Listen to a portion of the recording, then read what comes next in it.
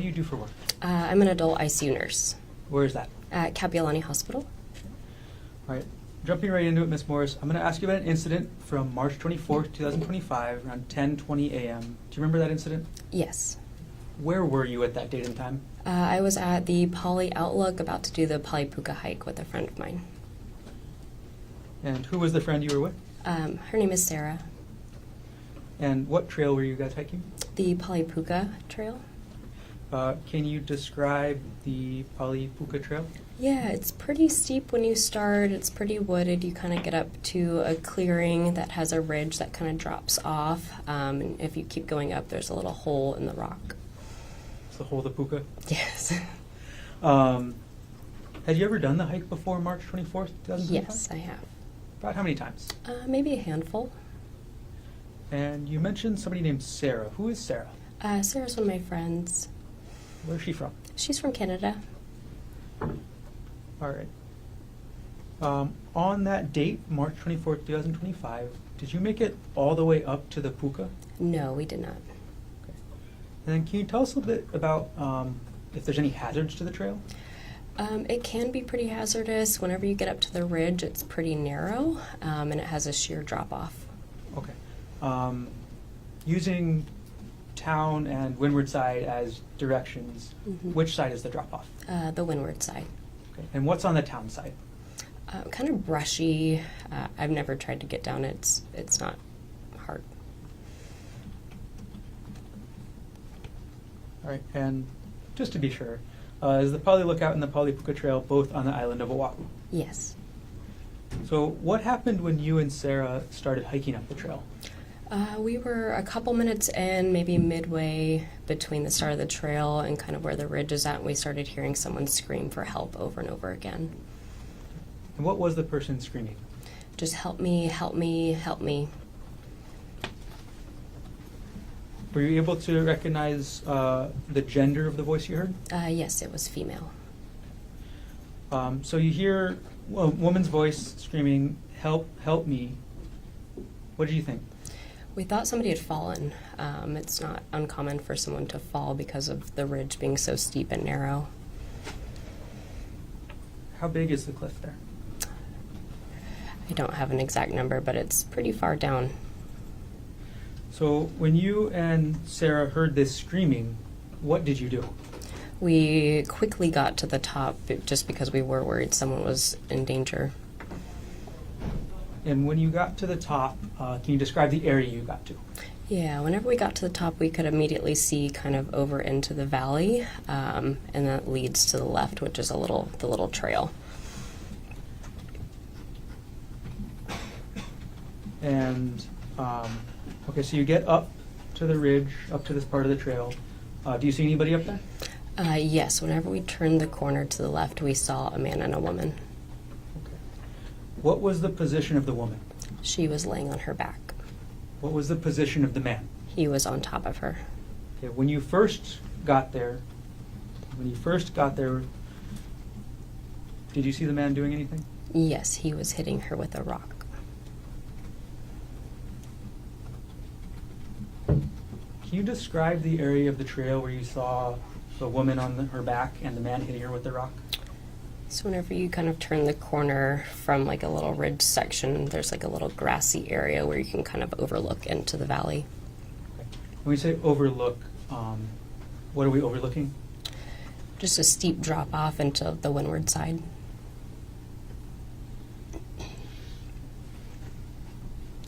And you said you saw the man hitting the woman with a rock. Do you know where he hit her? Looked like in the head. What was the man wearing? It's like a light whitish gray shirt and blue shorts. If you were to see that man again, would you be able to recognize him? Yes. Could you please take a look around the whole courtroom? And if you see the male that you saw on that day hitting the woman with the rock, could you point him out and let us know what article of clothing he's wearing? Yes, this gentleman in the blue. Sorry? Gentleman in the blue. Okay. Your Honor, let the record reflect the witness has identified the defendant. The record will reflect identification was made. Okay. Amanda, after you get up to this area. You see the man hitting the woman with the rock. Was the woman saying anything at that point? She was saying, help me, he's trying to kill me. After the woman said, help me, he's trying to kill me, what did the defendant do? They both saw us and he stopped and stood up. Did the defendant say anything? No. Right. Amanda, could you clarify the the timeline order, the three different things you told us this morning? Mm-hmm.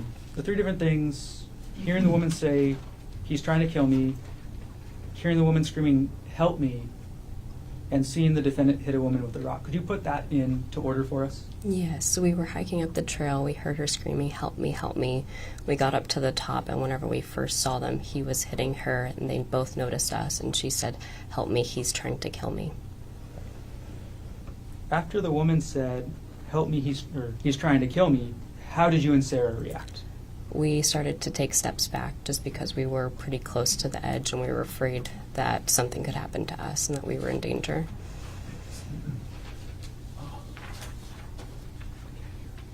Sorry. Ms. Morris, could you maybe drag the microphone a little bit Yeah. close to your mouth as well? Thank you. Mm-hmm. Okay. And if we could get that answer one more time. So I'll ask the same question. After the woman said, he's trying to kill me, how did you and Sarah react? Sarah and I started to take a couple steps back because we were a little afraid for our own safety since we were kind of close to the edge. Once you two stepped back, or where did you and Sarah step back to? Maybe 5 or so feet back, and we kind of turned a little bit of a corner, and that's when Sarah started to call 911. Once you stepped back and went around the corner, did the woman say anything? She said, please don't leave me, he's trying to kill me. Did you and Sarah respond? Yes, we said we're not leaving, we're just taking a step back for our own safety. We are calling 911. Other than asking you to call 911, at that point in time, did the woman say anything else? No. When was the next time you saw the woman? Shortly after, she was crawling towards us. Can you describe how she was doing that? On her stomach and hands and knees. So, and then what was Sarah doing as the woman was crawling to you? She was calling 911. Okay. Was the woman able to actually get to you? Yes. Where did the three of you go after the woman was able to get to you? We started going back down the trail. Was she able to walk on her own? No, she was not. Can you describe for everybody how you how the three of you got down the trail? Yeah, I asked her if she could stand, and she was not able to, so she was able to turn over onto her bottom and scoot herself down. Did the defendant follow you? No. Do you know what the defendant did or where he went after you, Sarah, and the defendant went down the trail? No, after we backed up, we couldn't see him anymore. When you got to the bottom, the trailhead, then what did you do? A police officer was there, and he climbed over the wall, met us, asking us if the gentleman was coming down with us and if she was okay.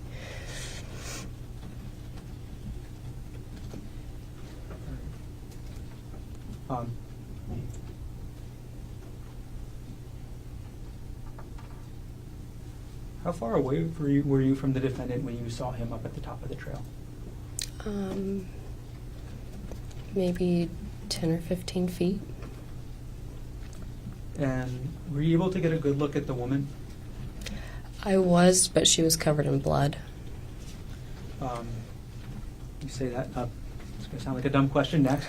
Did she have any injuries? Yes. And what were those injuries like? Pretty big gashes on the side of her head. I'm going to approach the witness with what's been marked as State's Exhibit 1, which has previously been shown to defense counsel. May I approach? You may.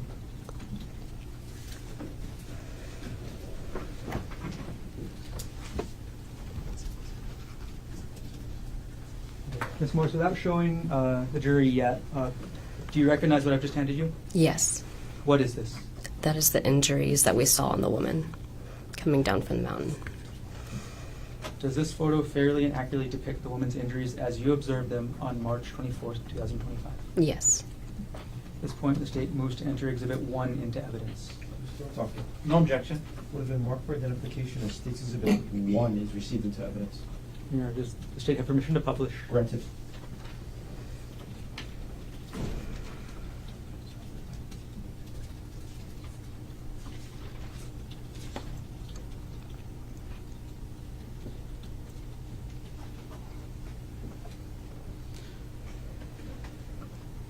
All right, Amanda, can you, using this exhibit that you have, show us where you saw the gashes on the woman's head?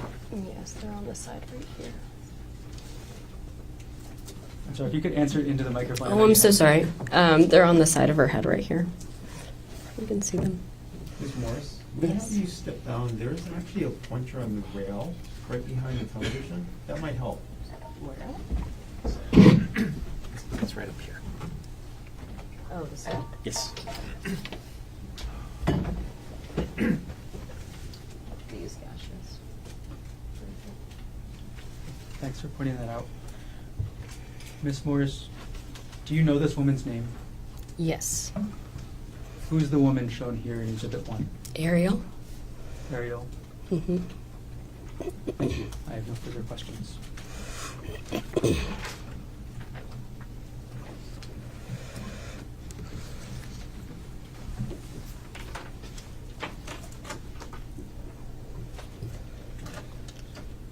Thanks for talking. Thank you. Cross-examination.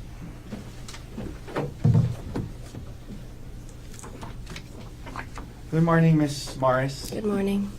I'm going to ask you to keep your voice up. Okay. It's a little hard to hear. Speaking to the mic. My name is Thomas Otaki. I'm the attorney for Dr. Konig. I just have a few follow-up questions for you. You mentioned that you've done this hike a handful of times before this March 24th date. Is that correct? Yes. And so you went on it, I guess, in initial time, and then you felt, you liked it, and then you went back and did it a couple other times, correct? Yes. Okay. So it wasn't the type of hike where, you went on it once and was like, oh, it's too dangerous, I'm never going to go again. You went back, and you were back again on this March 24th hike, yes? Yes. Okay.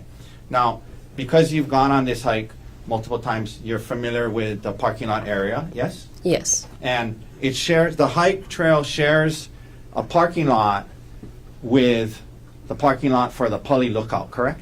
Yes. And in your experience, that parking lot is often filled with tourist cars, rental cars, and people, correct? Yes. Okay. Can you always find parking? Yes. Okay, but there's often tourists going to the lookout and tour buses that share the same parking lot as the trailhead, correct? Yes. All right. Now, when you arrived there on the date of the incident, it was mid-morning, maybe a little after 10 a.m., is that right? Yes. You mentioned starting off on the trail and then hearing some yelling, correct? Yes. And at that time, you were about 5 minutes into the hike, correct? Yes. Okay. So 5 minutes in walking from this parking lot that has the tour buses, the people, and rental cars, correct? Yes.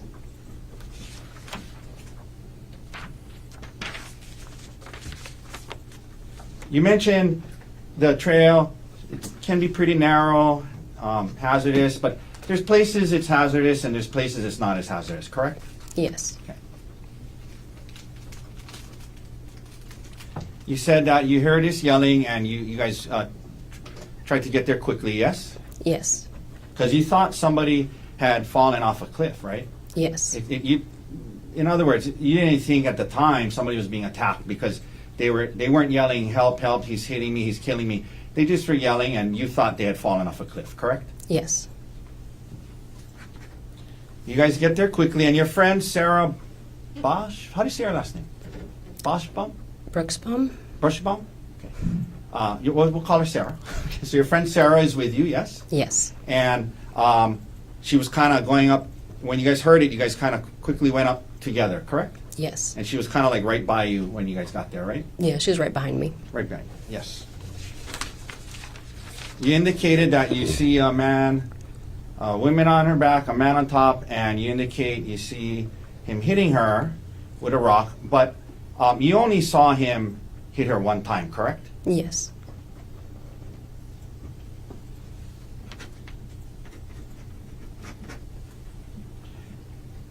Back away. Was it you or Sarah who called 911? Sarah, right? Sarah. And then the female that you've come to know is Ariel. She starts crawling down to you guys, correct? Yes. And even as you backed away, she was talking or yelling out to you guys, don't leave, right? Yes. Okay. And he was, at the time, at least when you had backed away, Gerhardt was still there, yes? He was out of At the eyesight. time you saw the, Yes. before you backed away, correct? Mhm. And then right after that, you heard her yelling, wait, or like, don't leave, or something like that, correct? Yes. And Gerhardt doesn't say anything to you guys, correct? Correct. And he doesn't, from what you saw, he doesn't come down and try to stop Miss Konig from crawling away, did he? No. He let her crawl down to where you guys were, yes? Yes. Okay. And he didn't get aggressive with you guys at all, or yell at you, anything like, get the F out of here. He didn't communicate with you at all, correct? Correct.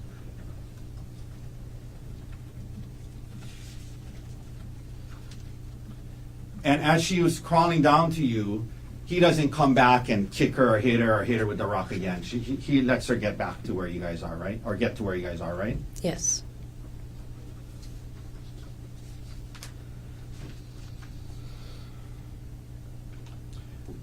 You're in ICU nurse, is that right? Yes. Okay.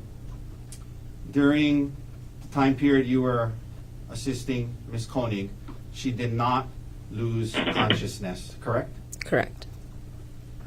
She was awake and alive and scooting to you, yelling out to you guys, correct? Yes.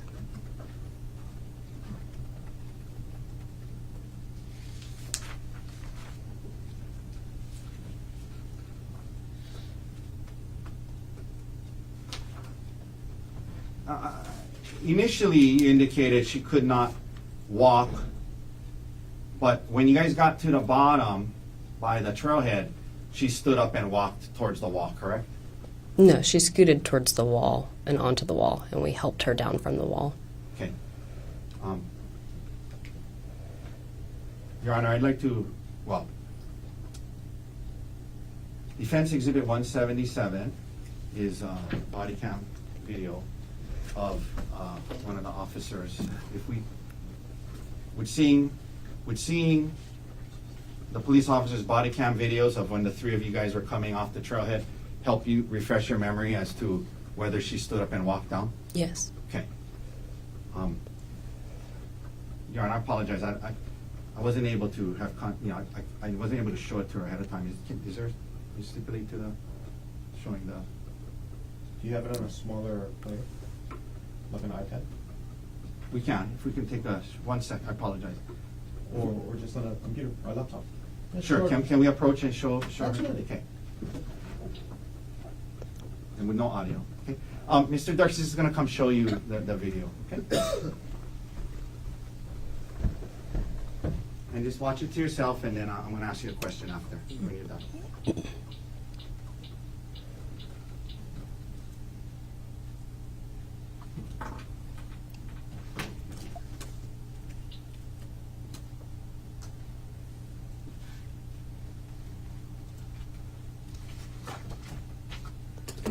Okay. Has your memory been refreshed? Yes, thank you. So when and I know it's been a while, so when you guys got towards the bottom, she did stand up and walk towards the wall before she got down, correct? Yes. All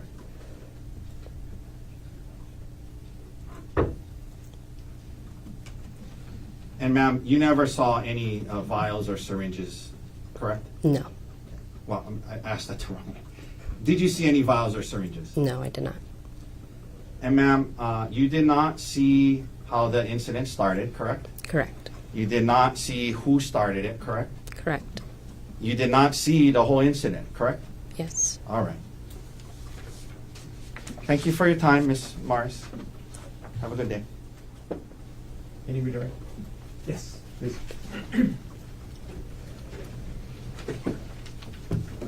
Ms. Morris, in that video that Mr. Dirkster showed you, was Ariel able to walk on her own? No. She wasn't? No. How was she able to walk? Sarah and I were on each side of her, helping her. How were you and Sarah helping her walk? She was kind of we were holding on to her. Was Ariel able to walk under her own power? No. Objection, calls for speculation. No, overruled. No, sir. Was Ariel able to walk under her own power? No. A couple other things I want to follow up on. You described to Mr. Otake that Sarah was right behind you. Yes. Okay, is that when you guys, or when was Sarah right behind you? Whenever we got up to the top. Okay, so in order of who got to see the defendant and Ariel first, who got to see her first? I did. Okay. And last thing, Mr. Otake asked you about the rest of the trail. What's the rest of the Palipuka Trail like?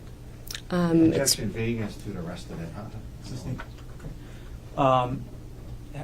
You were asked if you hiked the whole trail before, is that right? yes. Okay. Can you describe what the trail is like above where you saw the defendant and Ariel?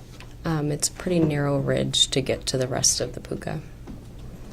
Is it more exposed to the cliff or less exposed up there? I would say more.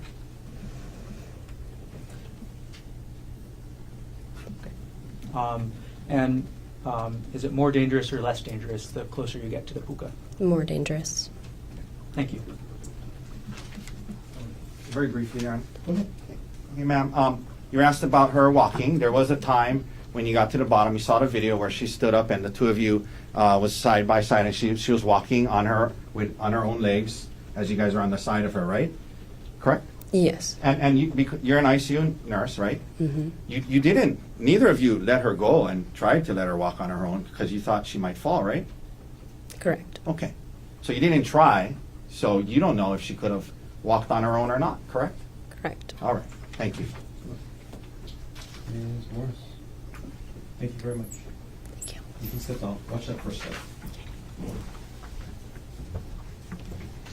Mr. Garner, state's next witness. The state calls Sarah Buckspawn to stand. If I could have just a moment. Of course.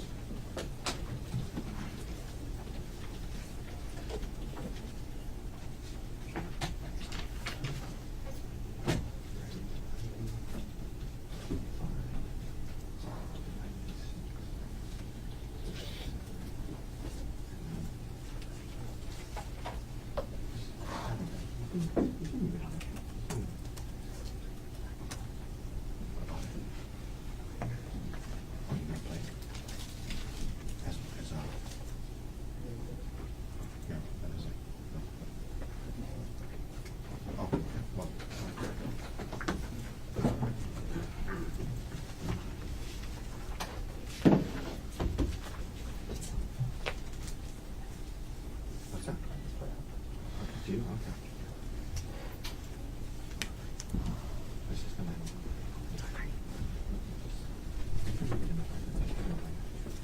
Can you raise your right hand, please? Right here.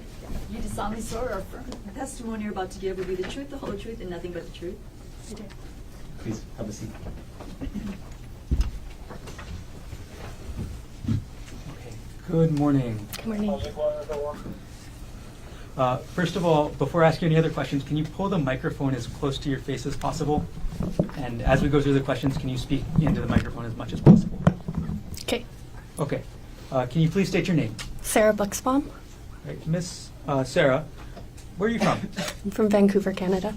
And what do you do for work? I'm a registered nurse. All right. Jumping right into it, I'm going to ask you about an incident from March 24, 2025. Do you remember that incident? Yes. On March 24, 2025, around 10 a.m., where were you? On the Palipuka hike. Is the Palipuka hike on the island of Oahu? Yes. What were you doing on Oahu in March 2025? I was here on vacation How long were you staying? about 2 weeks. When were you scheduled to leave? I was scheduled to leave that night, actually. Okay, so you're leaving the night of March 24th, 2005. Was anybody up with you at the Pali Puka on March 24th of last year? My friend Amanda. What were you and Amanda planning to do up there? Just hike. Okay. And what hike were you going to do? The Pali Puka hike About what time did you start the Pali Puka hike? at 10:24. So 10:24 a.m. Mm-hmm. Had you ever been on that hike Sorry, before? yes. Daddy, yes. Thank Yes. Sorry. Had you ever been on that hike before? Yes. How far into the hike did you get that day? Approximately like 4 or 5 minutes in. Can you describe the beginning section of the trail?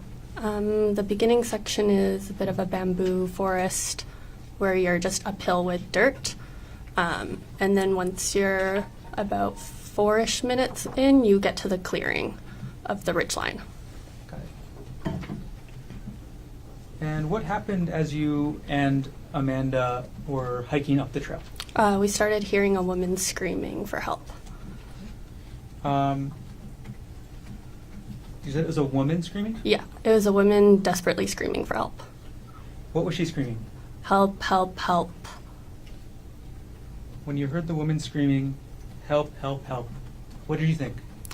We initially thought it was someone falling off the edge of the cliff, so we started running in the direction of the screaming.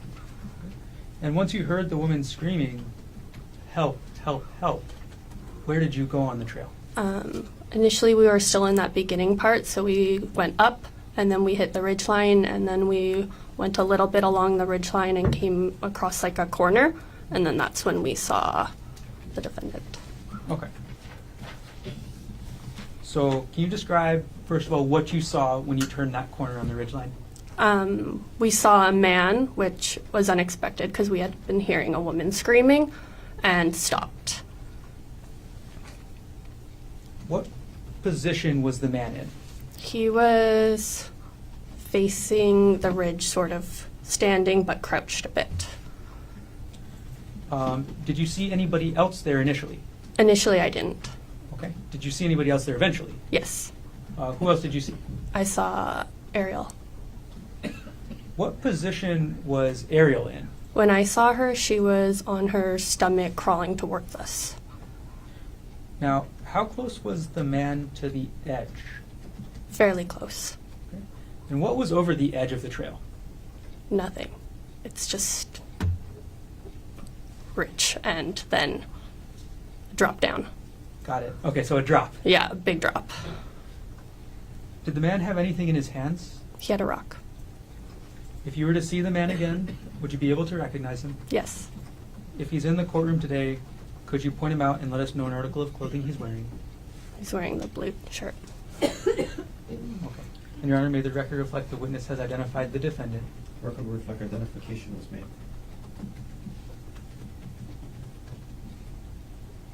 Can you describe the condition of the woman as you saw her? Her face was covered in blood. Her head was covered in. She was just fully covered in blood. Did the woman say anything? She screamed, "Help! He's trying to kill me. Call 911." Okay. What was the position of the defendant and the woman when she screamed, "Help, he's trying to kill me"? He was standing above her. And where was she? She was laying on her stomach. After the woman said, "Help, he's trying to kill me," what did you do? We initially backed up a bit because we were right on the edge and we didn't want to get attacked. So we backed up so we were in a safer area. And as we were backing up, I was calling 911 and Amanda was yelling at her saying that we were calling for help. In that 911 call, what were you telling the dispatcher? What we had just seen, that we saw a woman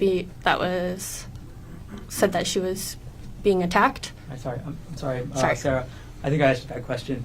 When you were making that 911 call, were you describing what you were seeing as you saw it or immediately after? Immediately after.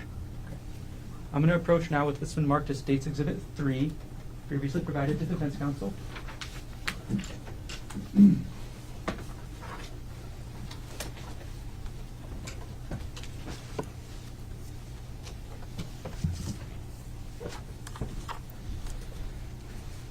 Okay, Sarah, I've handed you what's been marked as State's Exhibit Number 3. Do you recognize what I've handed you? Yes. What is this? This is a recording of the 911 call. Did you review what's on this disc? Yes. What is on the disc? I'm sorry, you've already answered that. Is the recording of the 911 call on that disc a true and accurate recording of what you described to the 911 operator on March 24th, 2025? Yes. After you reviewed the disc, what did you do with it? I signed it, and then they put it back, and then they took it away. Okay. Is that the same disc you reviewed? Yes. That your signature on the disc? Yes. Okay. At this point, the state will move Exhibit 3 into evidence. You're still talking. No objection. What is marked for identification as State's Exhibit 3 is received into evidence. Okay, and Sarah, if you can bear with me for a moment, I'm going to publish State's Exhibit 3.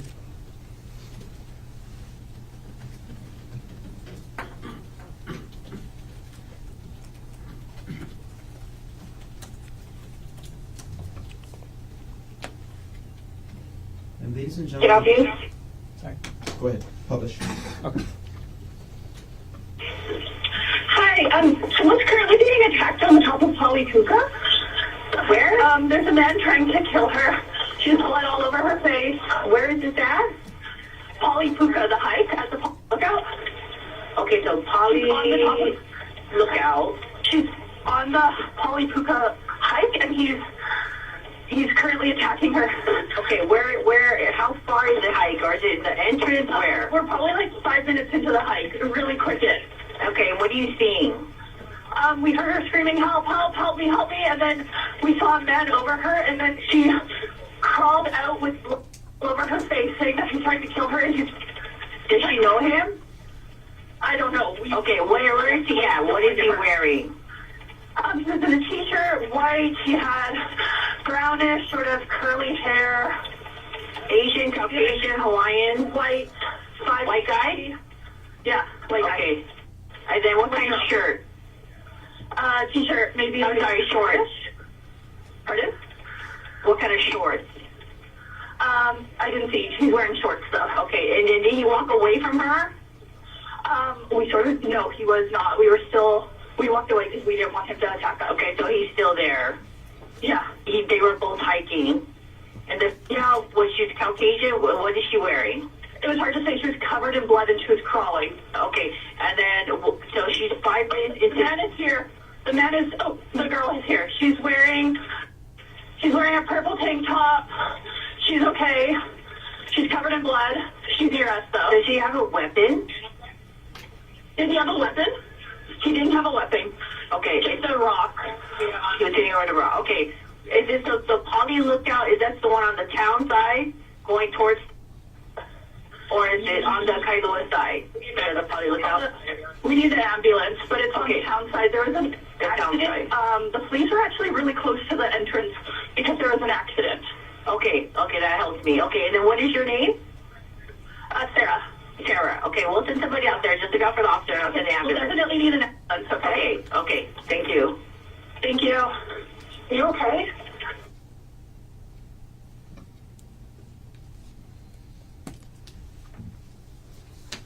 Okay. After you made that 911 call, Sarah, what did you and Amanda do next?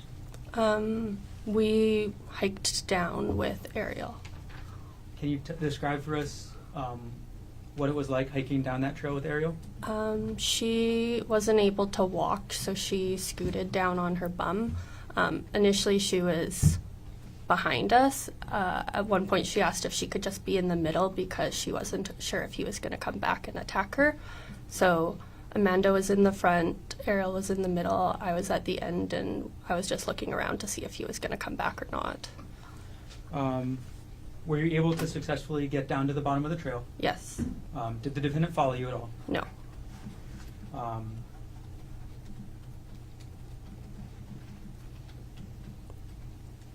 When you were up on the trail, when you initially got to that clearing and saw the defendant, were you able to get a good look at him? Yes. Did you make eye contact? Yes. How long did you make eye contact with the defendant for? Approximately 30 seconds. Can you describe seeing the defendant's eyes? It's like a cold, emotionless stare. How did you feel as you made eye contact with the defendant? I felt very uneasy.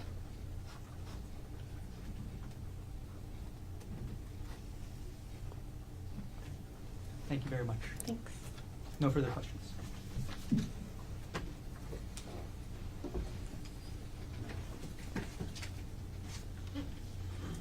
Cross-examination.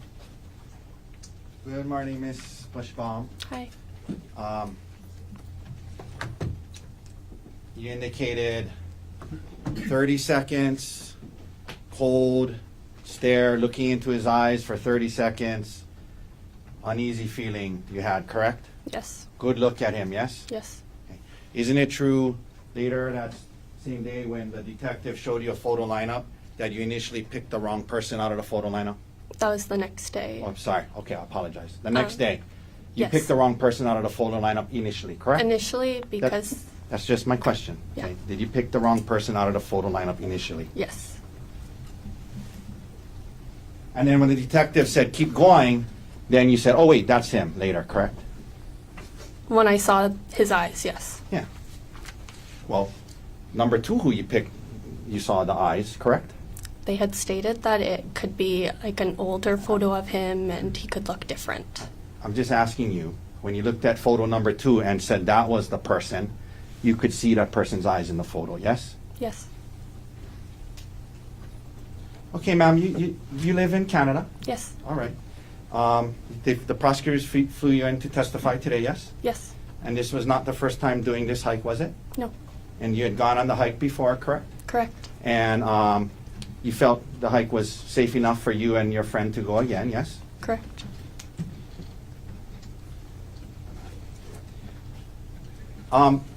I wanted to just ask you, you just more out of curiosity, you indicated you started the hike at 10:24? Correct. That's pretty specific. Did you have like a... Amanda had started exercise on her Okay. watch. Okay, got Yeah. it. So that's helpful. So, Yeah. and you guys went back and looked at the watch when it was started, Yes. and it showed 10:24. Yes. Okay, that's very helpful. So, you guys started the hike at 10:24 a.m. on March 24th, correct? Correct. All right. 10:24 a.m. The parking lot shares a parking lot with Poly Lookout, yes? Correct. As you indicated, you guys were just about 4 minutes into the hike, correct? Correct. And in fact, on the 911 call, we can hear you saying, oh, we're really quick in, just about 5 minutes in, yes? Correct. So when you heard this, you were just about 4 to 5 minutes in from the busy parking lot where the tourists park to go to Poly Lookout, correct? Correct.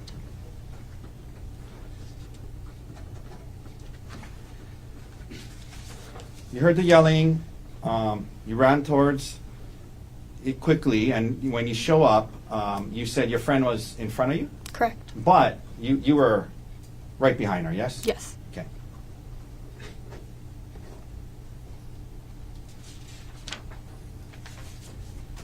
And in fact, you didn't see the man hit the female, correct? Correct.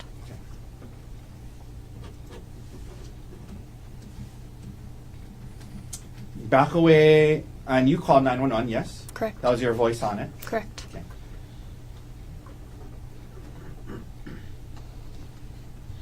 And you mentioned at some point she starts kind of crawling towards you, is that right? Yes. Okay.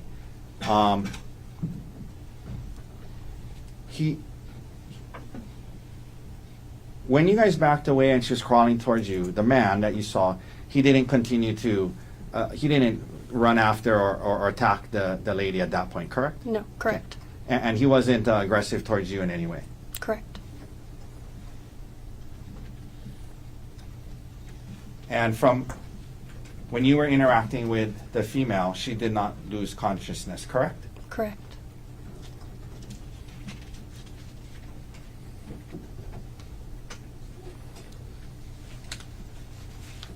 You mentioned her crawling down. At the very end, when you got towards the wall, she stood up and you guys kind of helped, and she walked towards the wall, correct? Yeah, there was Myself, Amanda, and I believe an officer that were trying to help get her down the wall. Yeah. And well, before you got to the wall, she stood up and walked towards the wall, yes? With us supporting her. Right. Right? Yes. Okay.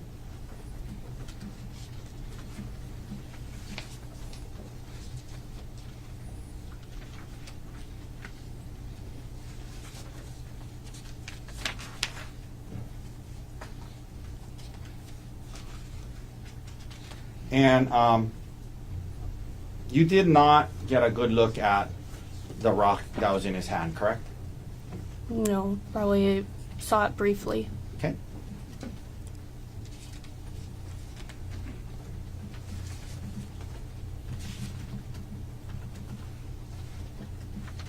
And I'm sorry, I should ask you something. How do you pronounce your last name? Is it Buxbaum.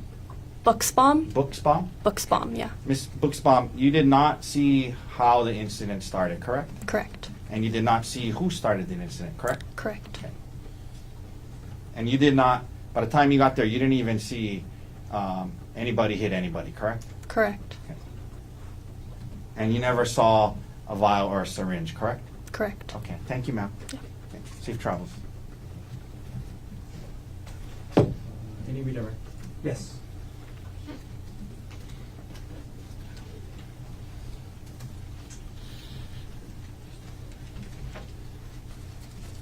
Hi, Sarah. Hi. You were asked some questions about a photo lineup. Correct. And it sounded like you wanted to say something, but didn't get a chance. So what did you want to say? Initially, they had told us that the photos for the photo lineup could be old photos. They could be, he might not look like that currently, so that's why initially I thought maybe it might have looked like him. I wasn't 100% sure, but then when they showed the photo of him, I just had like this feeling within me, like I saw the eyes and it was immediately, I knew right away. Like I had a gut reaction, I had a body reaction. It was very apparent that was him. Thank you. No further questions. Thank you. But you did initially pick out a different man, right? Correct. All right, thank you. Any other questions, Mr. Warden? No. Ms. Buckbaum, thank you very much. Thank you. What's that first step? Okay. Approach offer.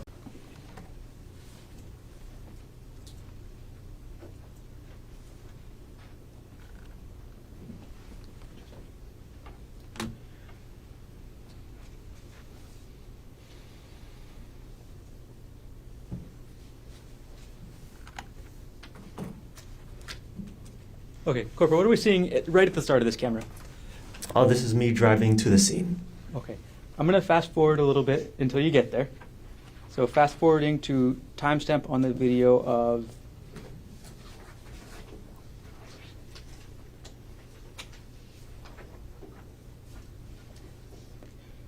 (10:38:04). So we're going to play at 10:38:04. And before I start playing, Corporal, what are we looking at before we start playing this on this freeze frame? Again, like in the photo, this is the entrance to the Palipuka Trail. And we're playing at 10:38:04.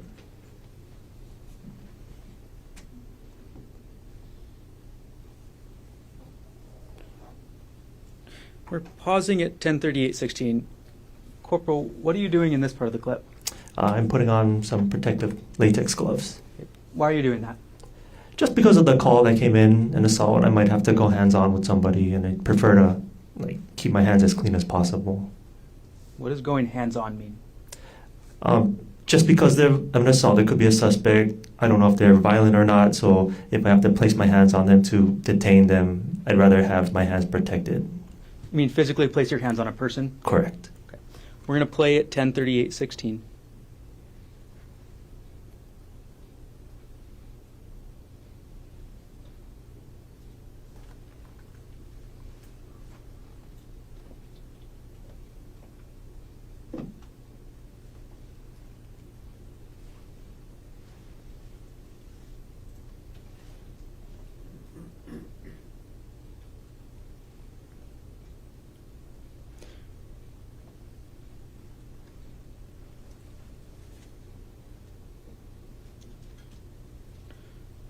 Corporal Chen, I'm pausing at 10:38:50.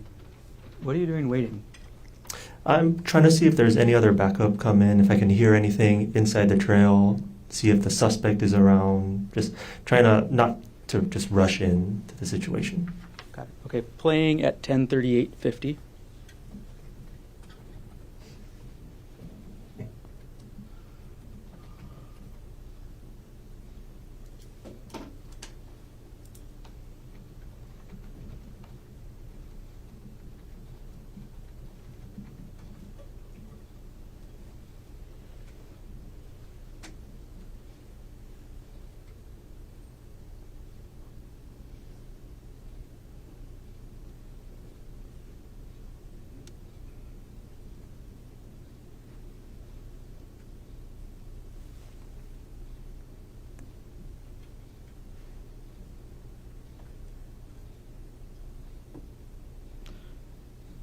Corporal, what are we seeing at, I'm pausing at 10:39:33.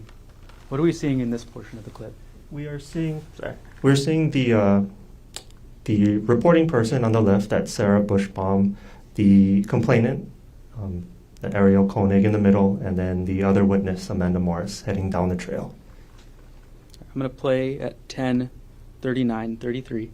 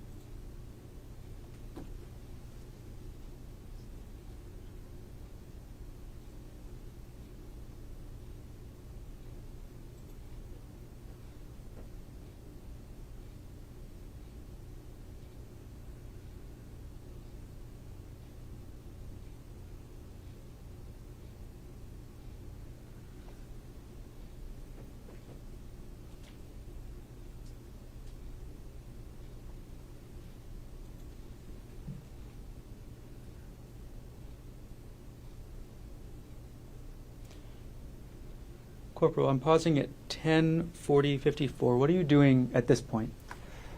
So right now I'm trying to determine if a crime had occurred. If a crime did occur, I'm trying to find out. Pause you right there. I'm sorry. What are you physically doing? I saw your phone in your hand just a moment ago. What are you doing with your phone? I'm about ready to take a picture and then see if I could locate the suspect as well, because that's my work phone, so we're able to search up people. Okay. Is that the same picture that you showed us yesterday? Yes. Okay. Playing at 10:40:54.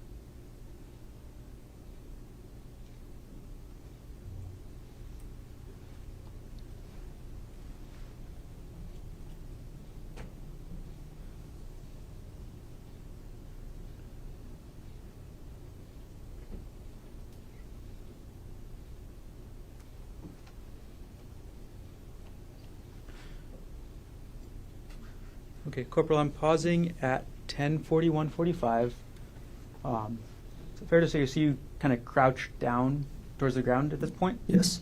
Okay. What are you doing at this point?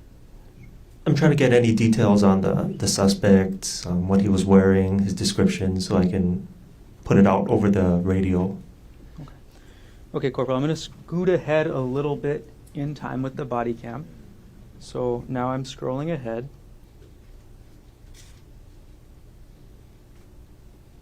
And I'm pausing at 10:43:07. Is this where you're still in the gathering information stage? Yes. Okay.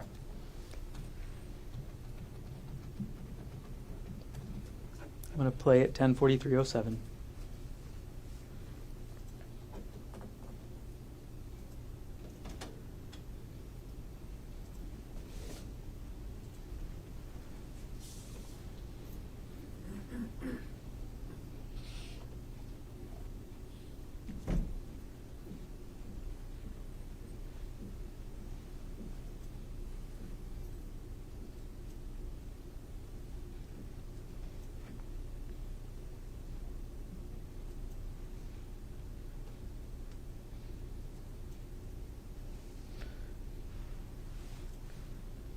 Corporal, pausing at 10:43:45. Were you able to speak to Miss Konig at this time? Yes. Okay. Without getting into what was said, and before I ask that question, had you ever met Arielle Konig before March 24, 2025? No. Okay. So do you know what her voice was normally like? No. Despite that, did you make any observations regarding her voice as you spoke to her that day? It sounded weak and kind of, she took a lot of pauses, out of breath, understandable. Okay. Playing at 10:43:45.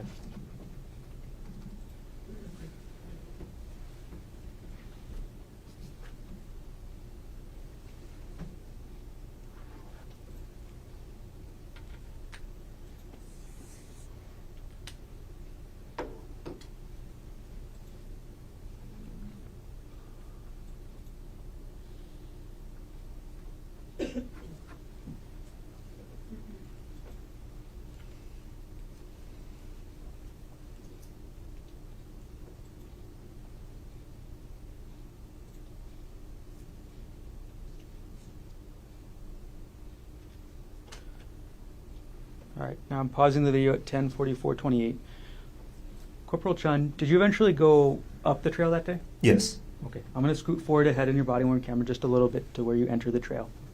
So I'm scrolling forward in States Exhibit 232.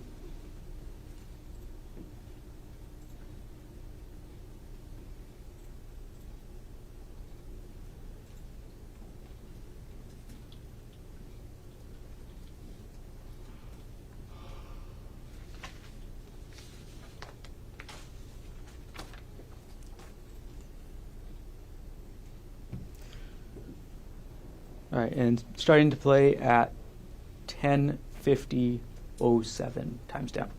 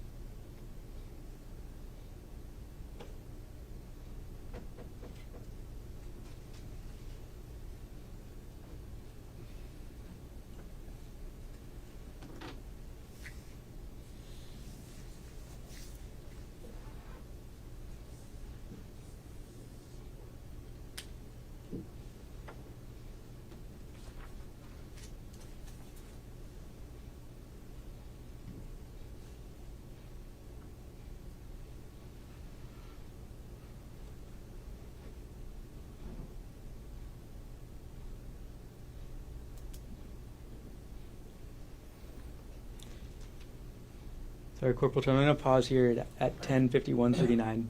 Where's your hand right now? I believe it's on the ground. On the ground or your knee? I have no idea. I think I was just trying not to pass out. Corporal Chun, are you a hiker? No, no. Okay, sorry for that pause. I'll move on. We'll play at 10:51:39.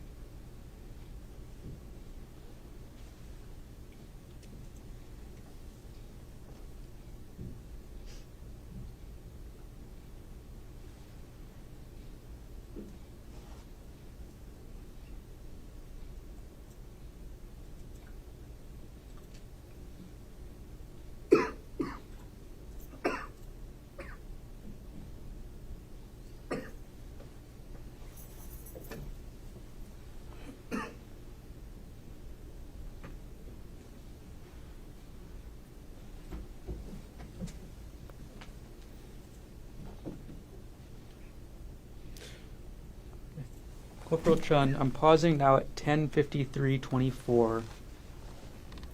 What are we looking at this part of the trail? I think that's sort of towards the top of where like the steep part ends. So that I believe that's Corporal Bulagai. I'm not too sure. I can't tell too much, but still, this isn't the scene of the incident. We're going to play at 10:53:24. I'm going to probably pause again real quick.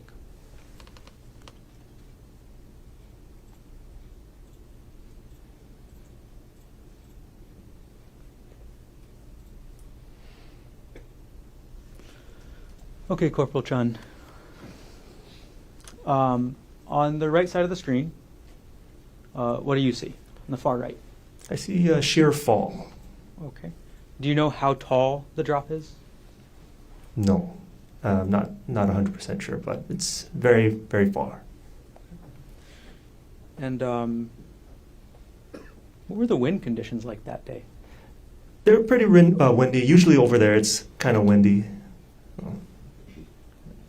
Playing now 10:53:36.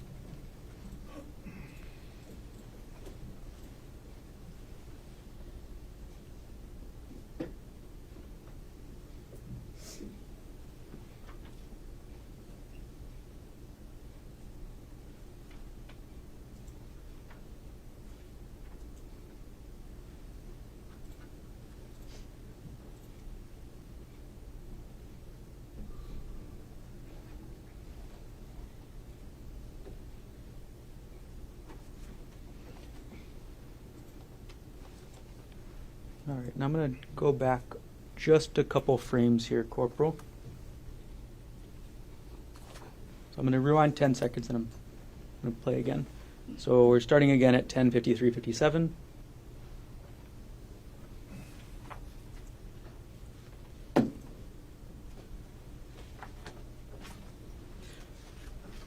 What's on the right side of the screen here?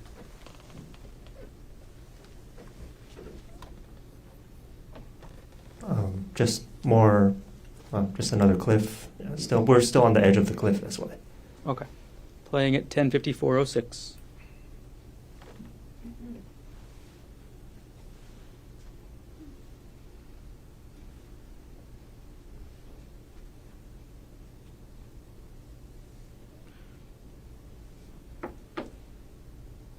Okay, Corporal, and pausing at 10:54:22.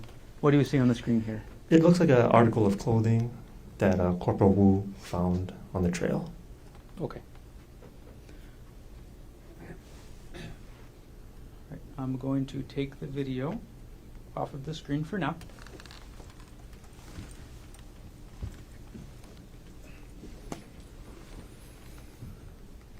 Okay, Corporal Chun. Have a seat. Mr. Garner, whenever you're ready. Okay, good morning. Morning. Okay, before we get any further, first thing I'm asking you to do is, can I ask you to sit as close as you can as to the microphone? Okay. And then speak into the microphone as much as you can today, okay? Okay. All right. Can you please state your name? My name is Arielle Konig. And Ariel, what do you do for work? I am a project manager for TerraPower. What does TerraPower do? TerraPower is a nuclear innovation company. Okay. When you say nuclear innovation, what do you mean? We're designing an advanced reactor to deploy to replace retiring coal plants. And what do you actually do at TerraPower? I work on the fuel supply. And Ariel, where do you live? I live on Maui, Where on Maui? in Kahului.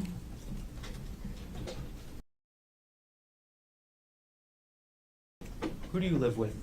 I live with my children. Which children? I have two little kids and then my stepson. How long have you been living on Maui? Just over 3 years now.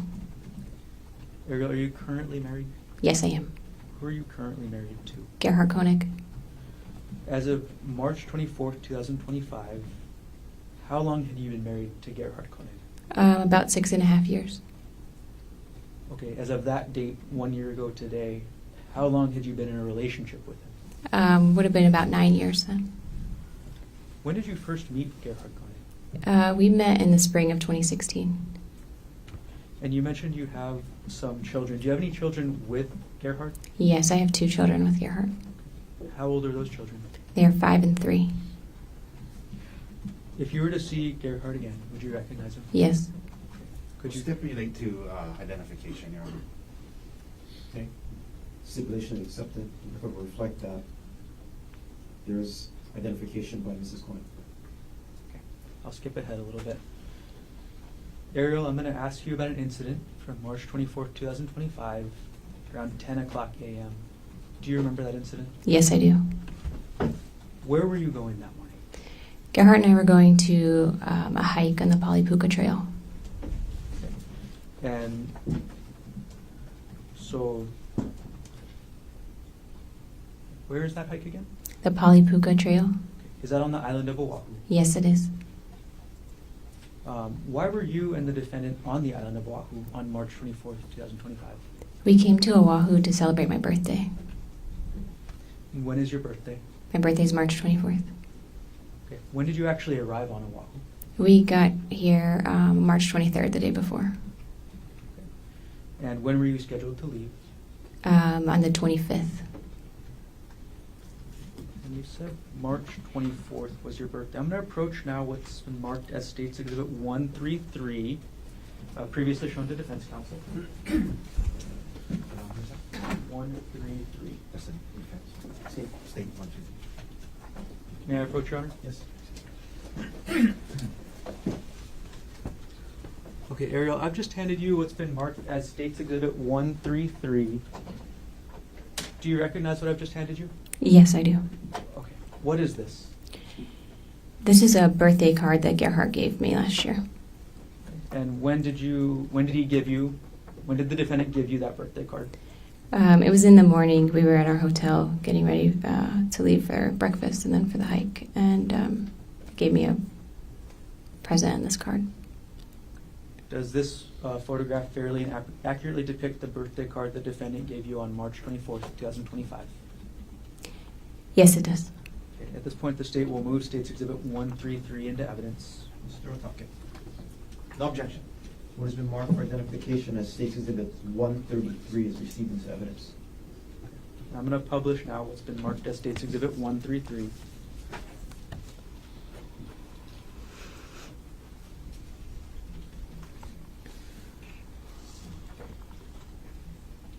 Ariel, how did you feel when you got this card?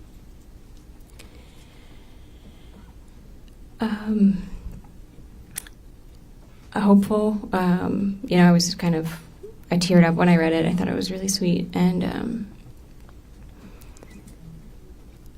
we were coming off of a hard season, so, I felt hopeful that this was a turning point for us in our marriage and that this was going to be a nice trip and kind of started the next chapter for us.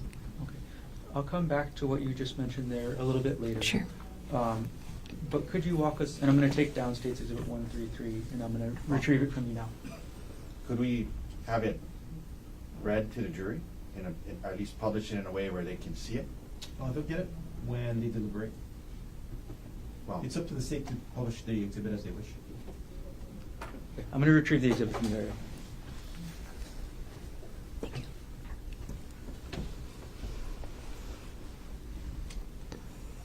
going to hand it to the court. Okay.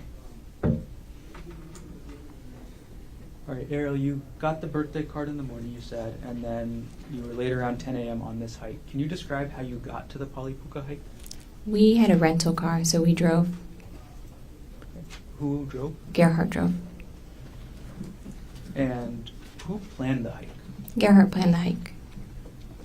Had you ever been on the Palipuka hike before? I had not, no. Had you ever been to Oahu before? No, this is my first trip to Oahu. I had flown through, but not visited the city. Okay, so you'd stopped at the airport before, Yes. but never left? Yes. Right. Can you describe the area around the trailhead of this hike, or the start of the hike? Sure. There's like a parking lot when you first get there, and then the trailhead itself is kind of hidden. There's a sign that says like the trail is closed here, and it's up. There's like a lava rock wall, and it's above that wall, and then there's like some porta potties off to the side. When you got to the trailhead, were there any other hikers around? Yes, when we first got there were 2 hikers walking around, looking on their phones, kind of looking like they were looking for the trailhead. When there's a sign that says the trail is closed, so it looked like they were trying to figure out where the trail actually was. And what did you and the defendant do when you saw those 2 would-be hikers? We saw them, and I was like, oh, they're looking for the trail too. We should tell them it's up here, because we had seen hikes like that before where you kind of go past the sign. And he said, no, it'll be nicer if it's just us. Let's just go to the lookout and give them time to find the hike. And so we went and parked and went over to the actual, like, more visitor area at the Polypuka Trail. Okay. When you said the visitor area or the lookout, what area is that? There's like a big flat area, and there's plaques and things, and then there's a big view, so you can go and take pictures and read about the site. And how long did you and the defendant stay in that area? I'd say less than 10 minutes. Just Okay. took some pictures and looked around. And what were you looking out over at that area? Or what were you looking at? It's this big valley. Okay. And then after you were done at the Poly lookout area, looking at the area with the plaques and all that, where did you and the defendant go next? Then we went and started the trail. Did you hike the whole trail that morning? No. Can you describe what the start of the trail was like? Sure. And we just kind of quickly went behind the porta potties to get up there. And the start of the trail is pretty wooded and rocky. You mentioned you didn't hike the whole trail. At a certain point, did you decide to turn around? Yes, we were hiking, and there's kind of these like cliff faces that you walk past, and it's pretty narrow. And I was just feeling uneasy, and I wasn't enjoying myself. And we got to a part where you had to kind of scramble, use your arms and legs to get up. And it was kind of exposed. There weren't really a lot of trees, and I was just uneasy. And so I told Gerhardt, I'm not having fun. I don't want to keep going. I'm going to stop here. Ariel, can you explain to us what was making you uneasy? The cliffs were just feeling, it was windy, and the trail was narrow, and the cliffs were really steep. Do you know how tall the cliffs were? I don't, hundreds of feet, I would say. Okay. So you're feeling uneasy, and you just said you told the defendant you didn't want to continue. What happened after you told the defendant that? Well, I had hiked up part of that little scramble area, and I came back down because I was feeling it was like very exposed up there. And so I came back down, and I was like, I told him he could keep going if he wanted to, and I would wait there. And so he went on for a little while I just kind of hung out. And it was maybe, again, 5 or 10 minutes, and then he came back. Okay. So once the defendant got back, did he say anything? Yeah, he came back, and he was like, it's really beautiful. You should really come on it. It's too dangerous for me to be walking around by myself, but you've already done the hardest part by coming up this part. You should really come up and we could keep going. And I was just like, no, I'm not enjoying it. I don't feel good. I'm not doing it. All right. So after you told the defendant no again, what did he do? Then we started making our way back down the trail. And can you describe for us what you and the defendant were doing as you started to head back down the trail? Sure, we were just walking and talking, and I was like, oh, I'm not as much fun as I used to be since having kids, I guess, but yeah, I'm just not enjoying this today. And we were walking down, and there's this big tree, and I was like, oh, I'll climb the tree, you can take my picture up there. And so we did that. Okay. Who took the picture of who in the tree? Yeah, I climbed the tree. I gave Gerhardt my phone and my purse to hold, and I climbed the tree, and he took the picture on my phone. So after you take the picture in this tree, where did you go? And I just climbed back down, back to Gerhardt and the trail. Okay. Once you climbed down from the tree, who had your phone and your purse? Gerhardt still had my phone and purse. Okay. What was in your purse? Well, my phone had with it my ID and credit card, and then the purse had, sunglasses and chapstick, something like that.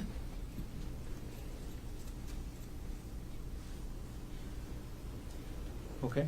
Now you mentioned one picture of you in a tree. Did you take any other pictures when you're coming down the trail? We did. At that point, Gerhardt said, let's take a selfie. There's like a cliff's edge there, and he's like, let's take a selfie with this view in the background. And so we went and took a picture there as well. Did you take any pictures of the defendant? On the hike up, we were both taking pictures. We were taking Snapchats and pictures. We have a family Snapchat group, and we were sending pictures in there. I see. Okay. All right. Did you, and you said Snapchat. What is Snapchat? Snapchat is an app that's photo-based that you send. I don't know how to describe it better than that. It's ephemeral. And you said there was ephemeral? It doesn't last very long. It's not like permanent storage. So you would send maybe less. You would send more pictures than you might otherwise. Okay. And let's see. Did you have access to any of your photos from Snapchat after this? Some, not all. I'm going to approach with State's Exhibit 131, which has previously been shown to the defense counsel and shown again. May I approach? Yes. Ariel, I've handed you what's been marked as State's Exhibit 131. Do you recognize what I've handed you? Yes. What is this? This is a picture of Gerhardt standing by the cliff's edge that I took on Snapchat and sent in that family Snapchat message. Okay, could you clarify this for us? Is this going up the trail or coming down? This was taken on the way up when we were hiking up before we had turned around. Okay. Does this photo fairly and accurately depict the defendant as you photographed him on March 24th, 2025? Yes, it does. At this point, the state moves Exhibit States 131 into evidence. Yes, we're talking. No objection. What has been marked for identification as State's Exhibit 131 is received into evidence. And I'm going to publish now States Exhibit 131. Okay. Ariel, what, if you can look at the photo and describe maybe what's on the screen as well, what is the text on the photo? It says, "Don't look down." Okay. And who was, is your identification on the photo anywhere? Yes, up in the upper left-hand corner. It says Arielle Konig. Okay. And what is Arielle Konig? That's my name, Ari, short for Ariel. Is that your Snapchat ID as well? I'm sure it is. All right. I'm going to take down States Exhibit 131. And I'm going to retrieve the exhibit from you. And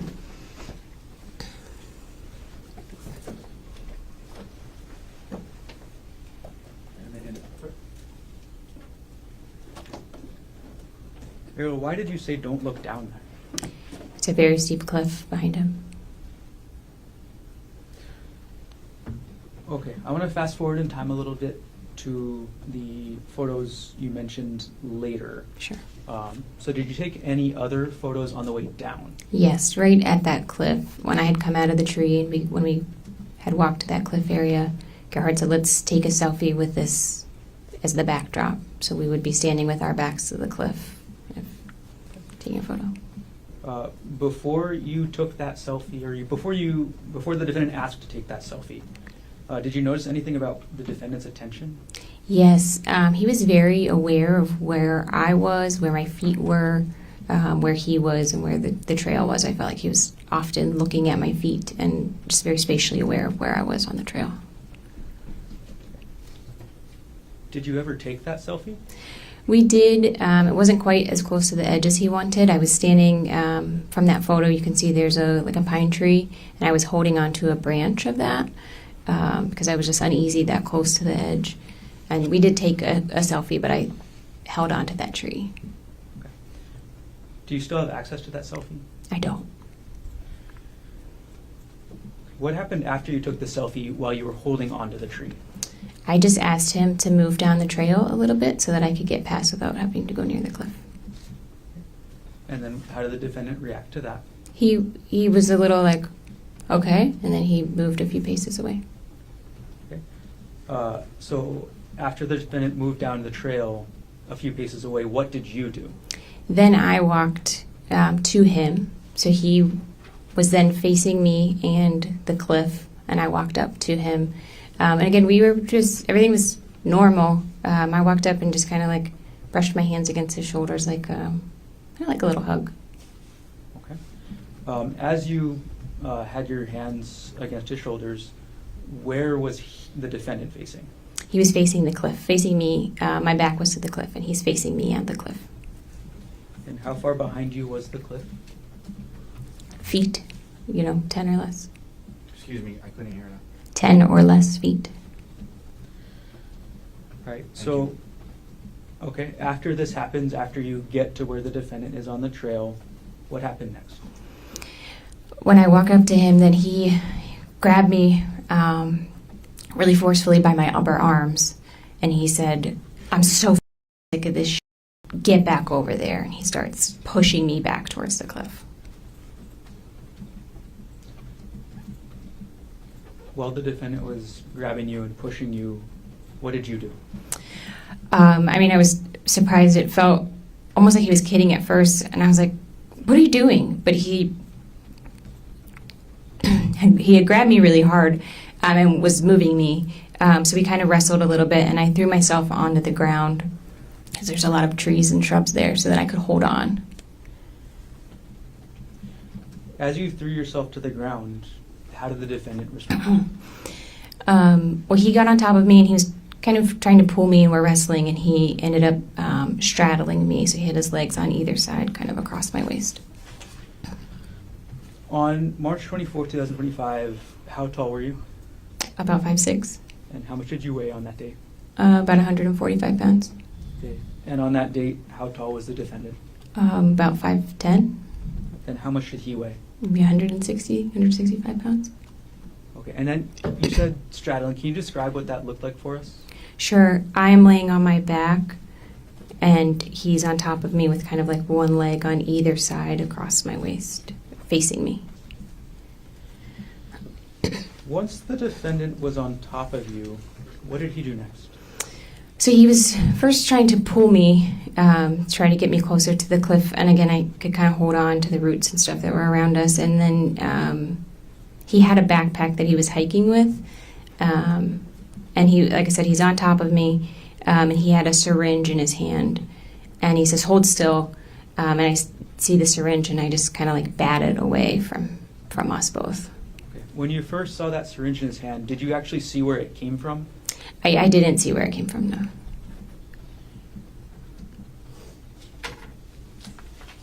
All right. And you said you were able to bat it. Do you know where it went?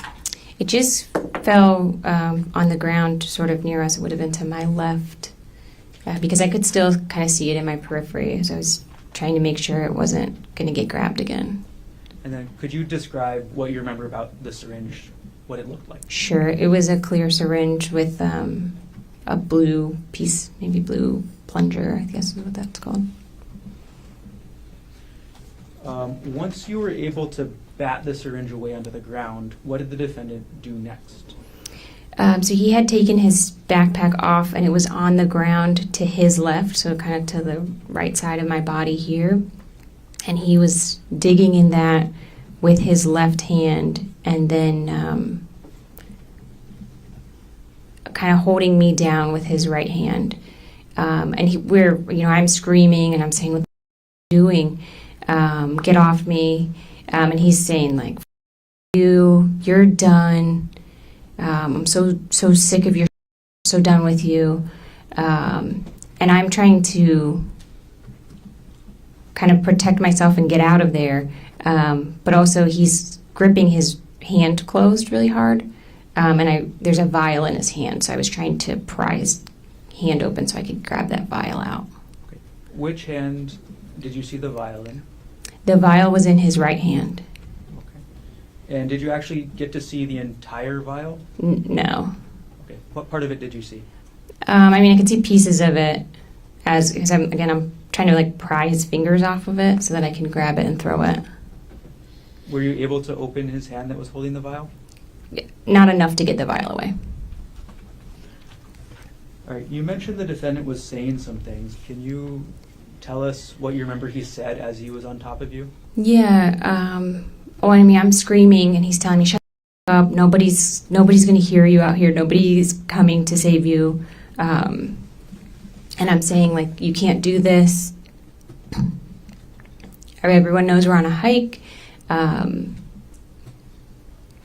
They'll know this wasn't an accident, and our kids will be orphans. You'll go to jail, and I'll be dead. Like, you have to stop. And again, he's saying, like, you're done. We're done with you. We don't need you anymore. You're done. You're done. Did telling the defendant any of these things that you told him, did that get him to stop? No, not really. And I had said, like, your mom just sent me a really beautiful text for my birthday. Like, your family will be upset if I die. You can't face our kids after this, you know. And he did seem at that point to, like, calm down a little bit. Like, it seemed like he took a deep breath and calmed down. And so I had this moment where I was like, okay, this is the break. Like, I can get out. And then he just starts hitting me with a rock. Okay. I'm going to backtrack for just a moment, Ariel. As the defendant was on top of you, as the defendant was saying things, and as you were saying things back, were you trying to defend yourself physically at all? Yes, and I'm screaming and trying to defend myself physically. So I think I bit his forearm at one point, trying to, that would have been his right forearm. And then I was also squeezing his testicles with so I had my right hand trying to squeeze his testicles to get him to get off of me.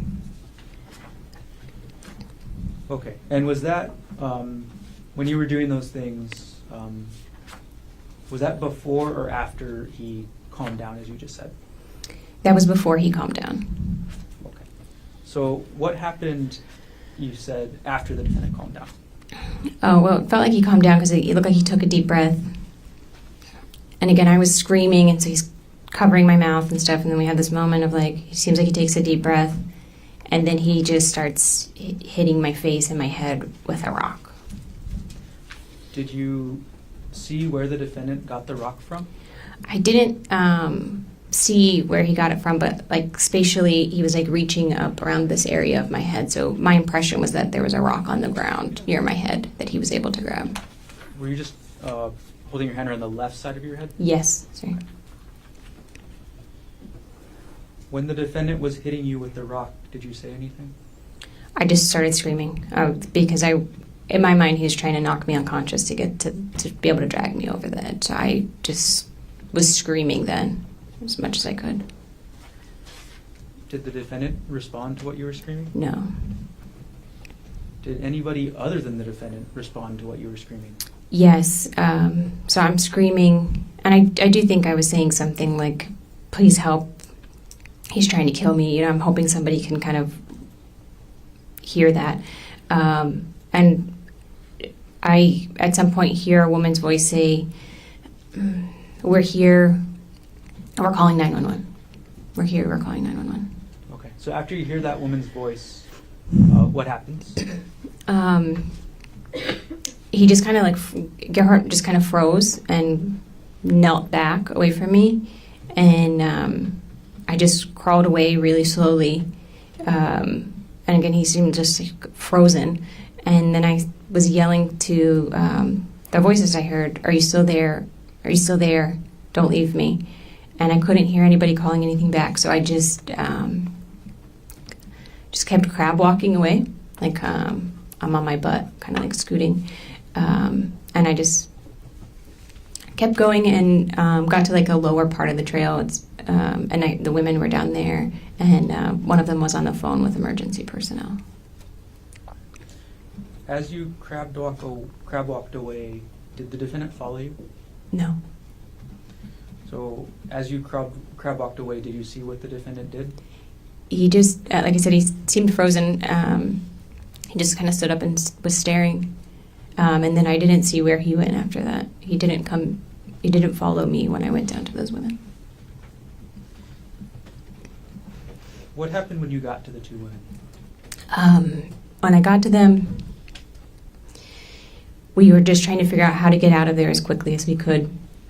And so they tried to stand me up to see if we could walk down with me kind of draped over them to get through, but I couldn't stand. Excuse me. that was just like an unstable. So one of them went behind me and was kind of sweeping to make sure he wasn't coming after us, visually scanning to make sure he wasn't coming after us. And then the other one was in front, leading us. And one of the women had like a large metal water bottle, and she had that in her hand, and she was like, "This is the only weapon I have." But and then I crab walked, or kind of scooted down the whole trail with them on kind of either part to try to keep us safe. After this happened, where was your phone? My phone and my bag were still with Gerhardt. Still with the defendant? Yes. So does that include your purse that you mentioned? Yes. Okay. Ariel, I'm going to take a step back. Okay. There's something you mentioned earlier about a hard season. Were you having any marital problems before this happened on March 24th, 2025? Yes, we were. What happened to start those problems? Sure. In December, the year prior, Gerhardt had gone through he logged into my WhatsApp account and saw that I was deleting text messages between a coworker and I, and he got upset about that. When in December did this happen? This was the beginning of December. And when you say logged into your WhatsApp account, how does that work? Or what is, first of all, what is a WhatsApp account? WhatsApp is a text messaging app. Okay. And you described the defendant logging in. Do you know how that works? Actually, not. I don't know how that worked. Did the defendant ever confront you about this? Yes, he did. My impression is that he knew about it for a few days and then confronted me about it a little bit later. Okay. And how did that confrontation happen? Well, we were on vacation, and he came into our hotel room and asked for my cell phone, and then came back in a little bit later and told me, I see what's on WhatsApp, and he was really angry, very upset. Okay, you say angry, upset. Can you describe what he said to you? Yeah, called me a lying bitch, you're a whore, how could you do this sort of thing. Who were you messaging with on WhatsApp that caused this confrontation? It was a coworker from Terra Power. His name is Jeff Miller. Okay, and you said Jeff Miller also works at Terra Power. That's right. Is Terra Power on Maui? No. Okay, where is Terra Power located? It's headquartered in Bellevue, Washington, outside of Seattle. Do you work in person or do you work remote? I work remotely. So who is Jeffrey Miller to you? He's a coworker and a friend. Did you ever have sex with Jeffrey Miller? No. In these WhatsApp messages, did you ever send or receive sexual photos with Jeffrey Miller? No. Did you discuss sex at all in the messages? No. In these messages, did you flirt with Jeffrey Miller? Yes, some of them are flirty in nature. And when the defendant confronted you in December about these messages, how did you react? I was apologetic. He was obviously hurt, and I was really committed to my marriage and my husband, and so we agreed to work through it and try to, kind of rebuild, because I had definitely broken his trust and could tell he was hurt. As a couple, how did you and the defendant characterize these WhatsApp messages?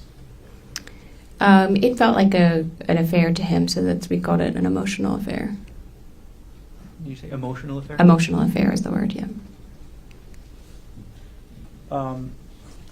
After the defendant confronted you and called you a lying bitch and a whore, did the defendant make any demands about your job? A little bit. I wasn't supposed to be in any kind of one-on-one work situation with Jeff. No emails or anything like that. All right. Can you describe a little bit about what that was like, or what the defendant asked you to do? It was really just anytime there was going to be a meeting, there had to be another person there as well. And then Gerhardt would kind of go through my stuff at the end of the day to see, what I was doing. So if I was sending emails or who I was meeting with. After this happened in December, did anything change with your sex life with the defendant? At the time, Gerhardt kind of expected to have sex every other day, and when this happened, he made it clear that if I refused to have... Objection. Can we approach? Come on.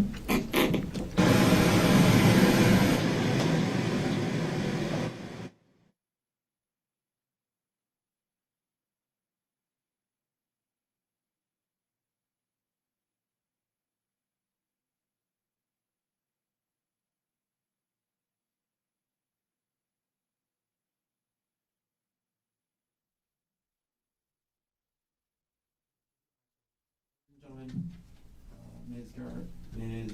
Konig's last answer stricken from the record. Okay, Ariel, I'm going to rephrase the question.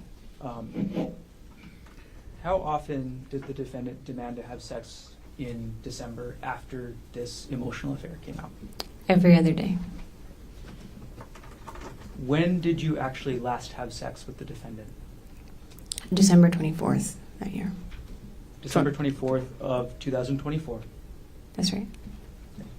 So between December 24th, 2024 and March 24th, 2025, did you have sex with the defendant? No.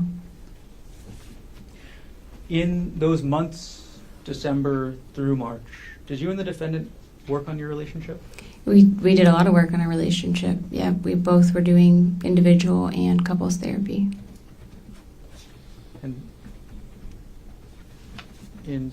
And can you describe a little bit about, what that was like? Yeah, I mean, we were trying to work on a lot of different things in our marriage, in addition to the deleted text messages, which again, I could tell Gerhardt was deeply hurt by. So working on rebuilding trust.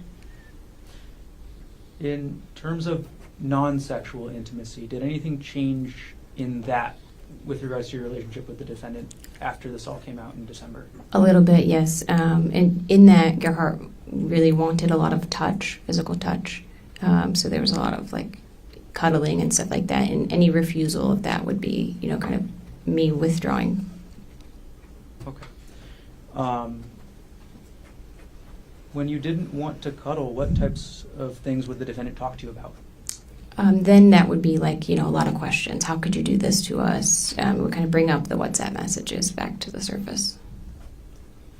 And then when were these, or how long was this issue ongoing, I guess? I mean, December was really hard. January, it seemed like things were getting a little bit easier. Things were getting a little bit better. By February, we had gone on a family vacation with our little kids and had a really fun time. And so it seemed like by February, we were starting to kind of turn a little bit of a corner.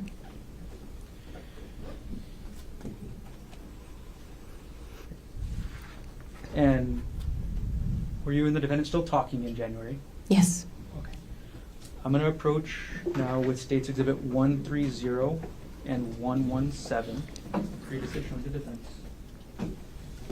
May I approach, Your Honor? You may.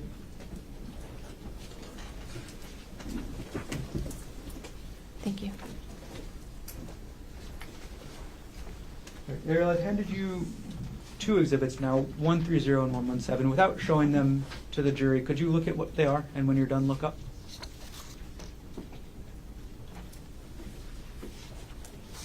Okay, let's start with the one with the sticker on the back that says 130.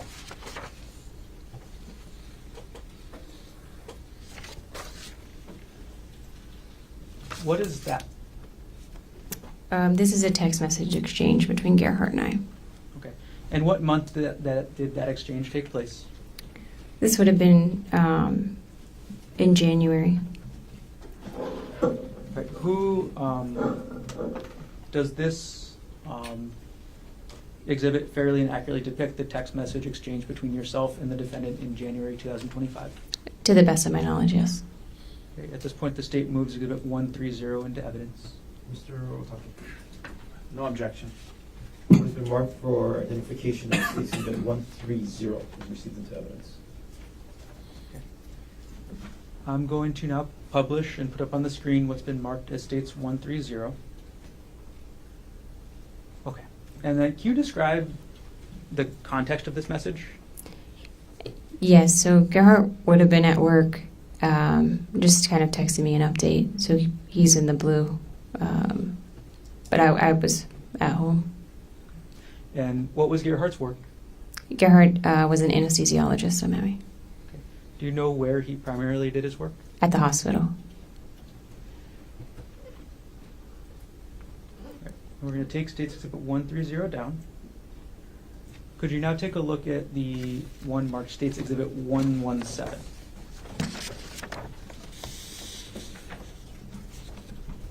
Okay, what is that?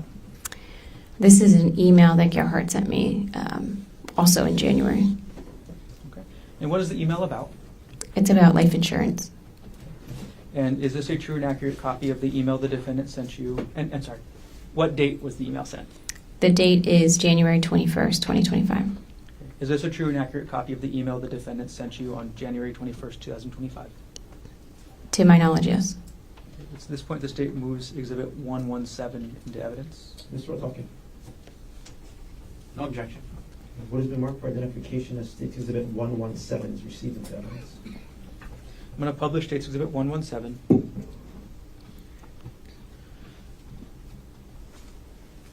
Ariel, what was the defendant asking you to do in this email?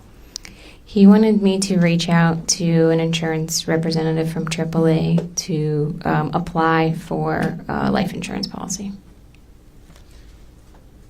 At the time that you saw this email, did you think anything of it? No. We're going to take Exhibit 117 down from the screen right now. And I'm going to retrieve both exhibits from you, Ariel.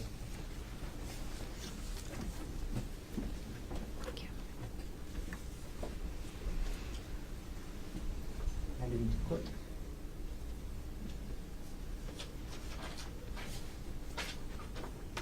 Okay, so you said you didn't think anything of the defendant asking you to increase your life insurance at the time. Is that right? That's correct. Okay. In your relationship with the defendant, who handled matters such as insurance? Gerhardt did most of the financial stuff. The financial stuff, is that even more than insurance? Yeah, I mean, did taxes and, tracking everything. Okay. Can you describe what financial things the defendant actually took care of? Sure. He made sure did all of the utility payments and bill payments. And then in this case, looked at our life insurance and how much we would need if either of us were to pass away to keep our kids in our house. Who set the budget? We didn't really have an established budget. I'm going to move forward in time just a little bit, Ariel, to February 2025. Okay. How did your relationship with the defendant progress into February? Yeah, like I said, January, was better than December. February is better than January in terms of, stability and kind of seeming like things, being hopeful for the future. In February, we did a family vacation with our little boys and saw Gerhardt's family. And we had a really fun time. So it felt like I said, just felt hopeful for the future. Were these WhatsApp messages an issue in your relationship at all in February? I not that I recall, and if so, it was a small thing, yeah. And how did your relationship progress into March 2025? Same, again, I would have said in early March. March was better than February. It seemed like we were both really trying. We certainly had things to work through, but it seemed like we were both putting in a lot of effort. And we had committed to kind of giving our kids 2 years of us like really working on things, and it felt like we were both really leaning into that. And this birthday trip in March, at the end of March, who planned that trip again? Gerhardt planned the trip.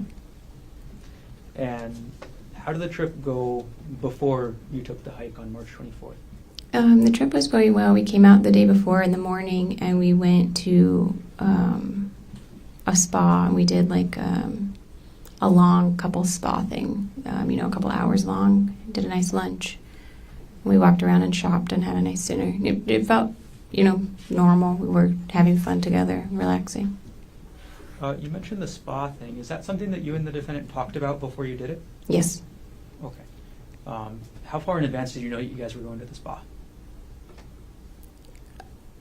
Weeks or less, 1 to 2 weeks, I would estimate. Did you and the defendant talk about the Polypuka hike specifically before you did it? No, not really. Maybe the night before. Did you research it together? I did not know. So did you look at any web pages about the hike before you went on it? No, I didn't.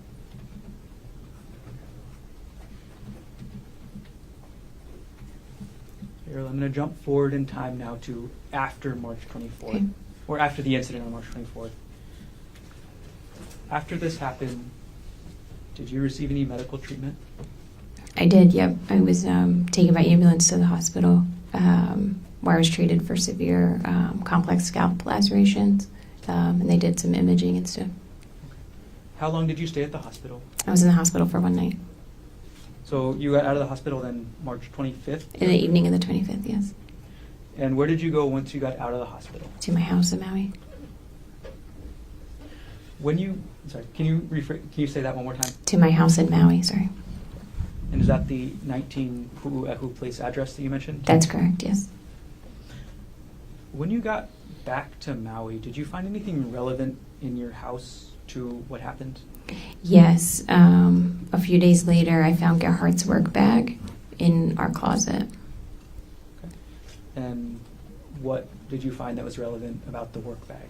I just unzipped it and I could see syringes and medication were in there. How did you react to finding the bag of medical supplies? I was surprised. I called an attorney and then got in touch with the police to have them come get it, just in case it was relevant. Did the police eventually come and collect the bag? They did, yes. 2 evidence specialists came to take it. And between the time that you saw the medical supplies in the defendant's work bag to the time that the police came to collect them from your house, did you tamper with, alter, substitute, or destroy any of the items in that bag? No. And could you describe the bag for us, just the physical bag? Sure, it's a black backpack, but it has like a 1 shoulder strap. It's not a full backpack. Other than the bag, did the police recover anything else from your house on Maui? They did. They also took his laptop computer. Where was the defendant's laptop before the police recovered it? It was on his desk at our house. Do you know the login information for that laptop? I do not know. Do you have like a computer account on that laptop? No. From the time that you got back to your house on Maui to the time that the police recovered that laptop, did you do anything at all with the laptop? No.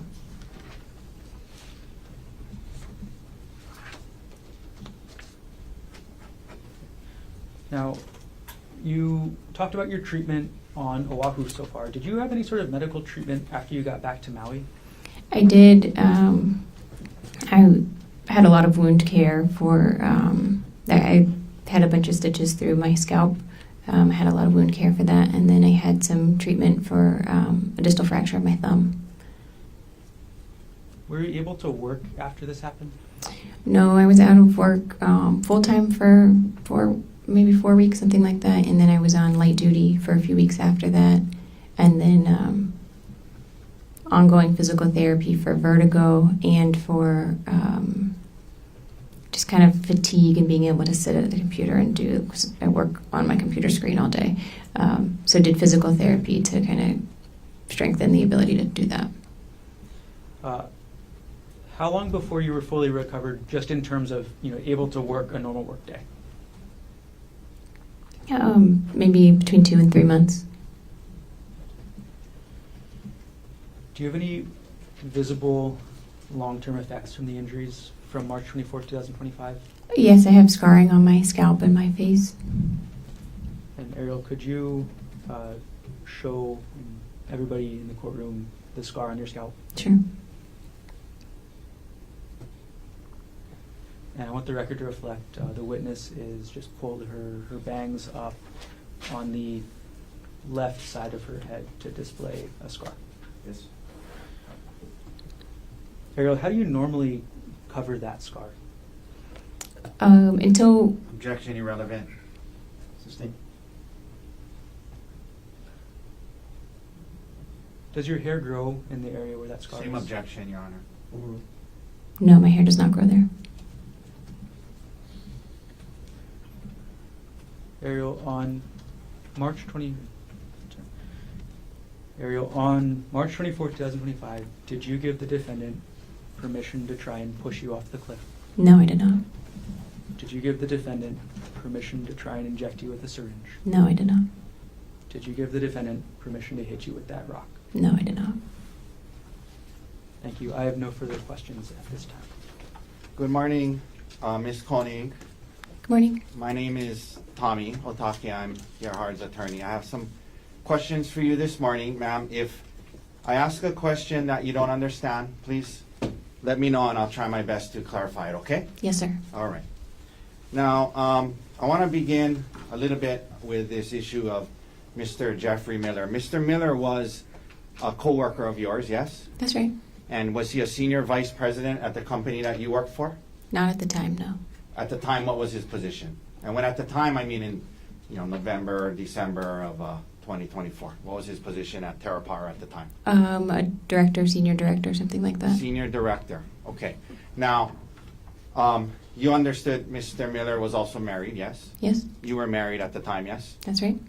You indicated under oath today that after the discovery of these communications with you and Mr. Miller, you and Gerhardt would refer what had happened between the two of you, you would refer to it as an emotional affair, correct? That's right. All right. In fact, there were times in communications where he referred to it as a secret affair, yes?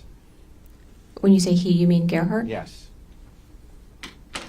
I don't recall, but potentially. Okay, we'll come back to that. And in fact, in the counseling sessions that you guys had, it was whatever was going on with Mr. Miller was referred to as emotional infidelity at times, yes? As far as I can recall, yes. Okay. Now, emotional affair, secret affair, emotional infidelity. When you were interviewed by the detective in this case following this incident we're all talking about, you were asked by the detective about your relationship with Mr. Miller, yes? Yes, sir. And you understood that he was investigating this case and he expected you to be honest and truthful, correct? That's right. And he asked you whether or not you had an affair with Mr. Miller, and your response to the detective was no, that you didn't have an affair, correct? Based on, My question, ma'am, is was your answer to his question, when he asked you a very specific question, did you have an affair, your answer with Mr. Miller, your answer was no, correct? that's correct. You described it to the detective simply as some flirty text messages with a coworker, correct?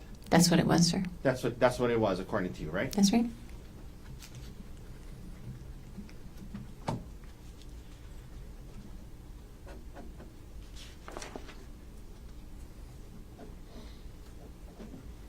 Now, after the discovery of these messages and what was going on with you and Mr. Miller, there were times when you and Gerhard would communicate about the situation by text messages between the two of you, correct? Yes, sir. Okay. And isn't it true that on December 9th, 2024, Gerhard sent you a text that said, you engaged and continued an elaborate secret affair instead of coming to me asking to work on our relationship? You remember him sending you that text? I'm sorry? Objection, hearsay. Sustain. It's impeachment, Your Honor. She said there was no affair. I can. Approach.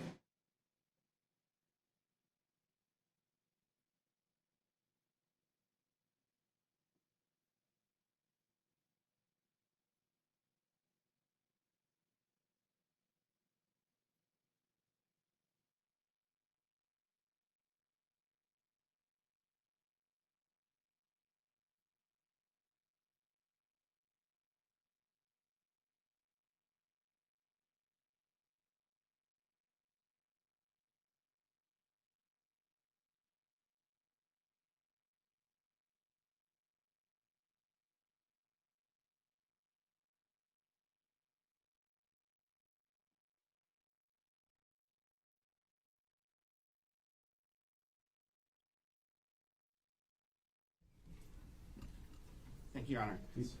Isn't it true that in a text message on December 9th, when Gerhardt texted you and accused you of engaging in a secret affair, your response to that text was, if anything, I learned how stupid it was this time and know how to make sure it doesn't happen again. That was what you responded. That was your response to him confronting you and saying you engaged in a secret affair.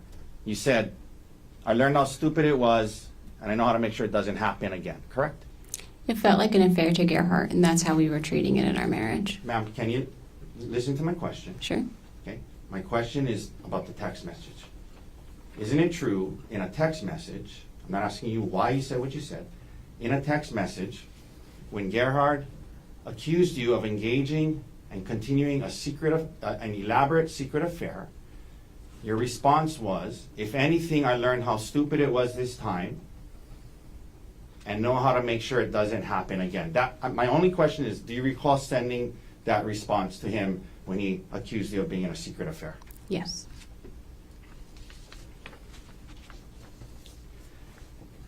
You didn't say to him, it was just flirty text messages, don't worry. You said it was stupid of me, it won't happen again, correct? Because when I did that, we would start to argue, so All right. you're right.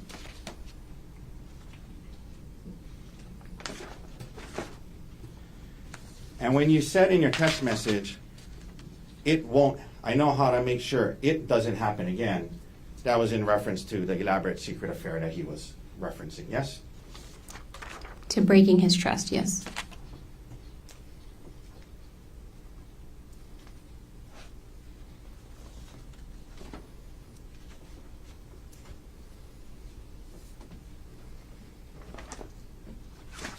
Another thing that happened after the discovery of your relationship with Mr. Miller, another thing that happened is, as you talked today about working through this in January and February. Remember that? Yes, sir. Okay. And another thing that happened to help you guys work through this is you guys started listening to audio self-help books. You remember that? Yes, sir.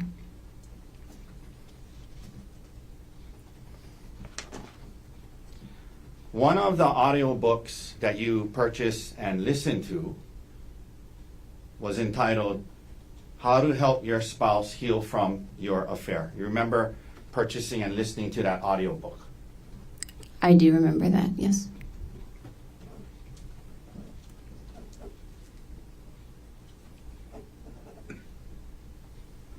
You took the time to purchase it and listen to it, and that was the title of it, How to Help My Spouse Heal from My Affair, as in your affair, correct? That's correct.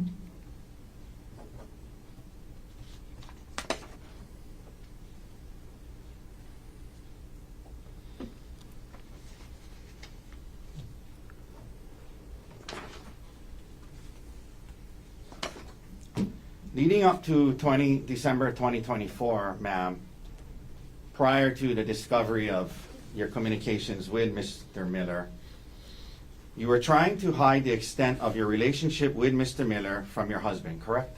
That's right.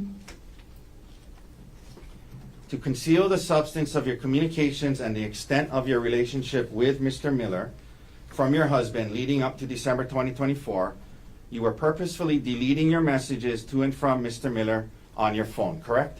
I was deleting messages on my phone, that's correct. Yeah, so Gerhardt wouldn't see them, right? That's right.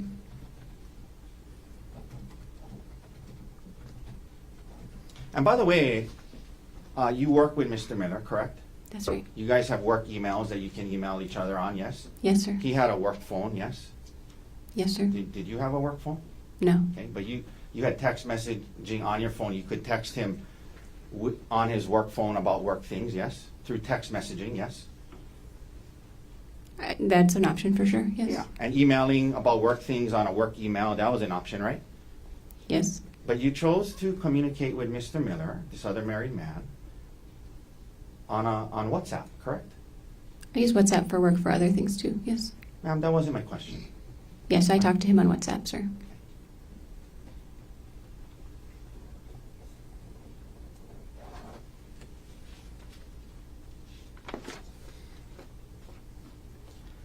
there were times leading up to and into early December 2024 where you and Mr. Miller would message each other very frequently about personal things not related to work, correct? Yes, sir. Some days all day long, back and forth all day long, correct?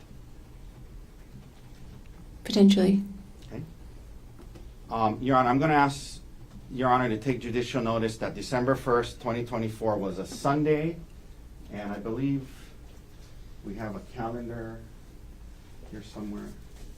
May I approach, Your Honor?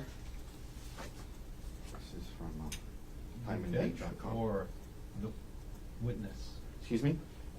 The bench or the witness? You want to You, Your Honor? Yes. Ideally, to show you the calendar. Come on up. December 1st, 2024. Mr. Gardner, any objections? None at this time. Okay, so the court would judicially notice that December 1st, 2024 was a Sunday. Okay. December 1st, 2024 was a Sunday, not a work day, correct? Sure. I'm going to show you now what's been marked as D123. D123. May I approach, Your Honor? You may.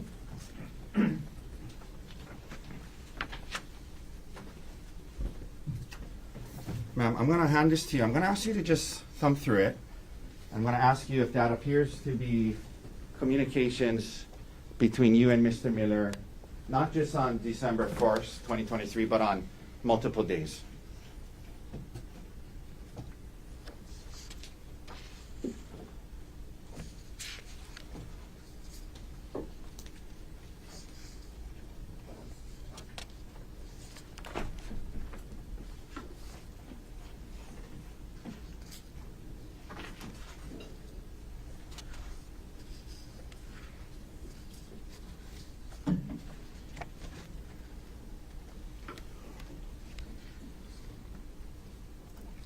Will you please repeat your question? Just that appears to be messages between you and Mr. Miller back during that time period, yes? Yes, it does. All right. May I hand that back to you, Sure. please? Your Honor, I move to admit Exhibit D123. Mr. Gardner, Can I put here on the exhibit? you may. Ms. Konig, I'm going to hand you back what's been marked as D123. Thank you. Take a look through, and are there any redactions to that exhibit? Yes, Did you place those redactions yourself? I did not. Do you know what has been redacted? I do not. You have a moment. That's how you guys gave it to us. Okay. No objection then. Are you aware that when the prosecutors pulled this from the computer, that's the redactions they provided to us with? I'm not aware of Hang that. on. Do you still want to proffer it or no? Yeah, I'd like to admit it into evidence. Do you have further foundation, like? Well, I mean, I think the question is, No objection. no objection. No follow-up then, right? Not foundationally. Okay. Then what has been marked for identification as Exhibit D123 is received into evidence. Thank you. May I approach and retrieve it? Yes, you may.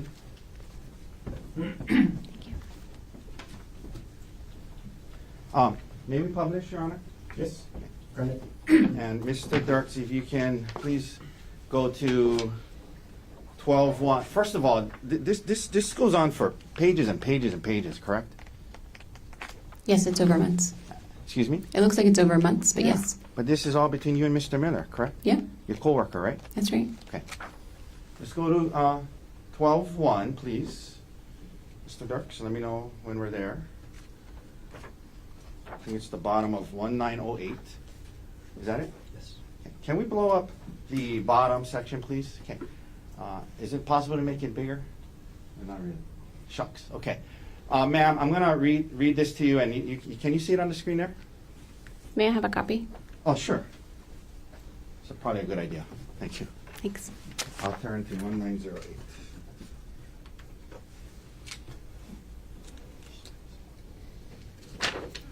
Thank you, at the bottom. Thank you, sir. Okay, so the day starts off on this Sunday. Mr. Miller texts you, and you know, there's timestamps on here, but this was the timestamps of the WhatsApp. I'm imagining he wasn't texting at 3:23 a.m. Is that right?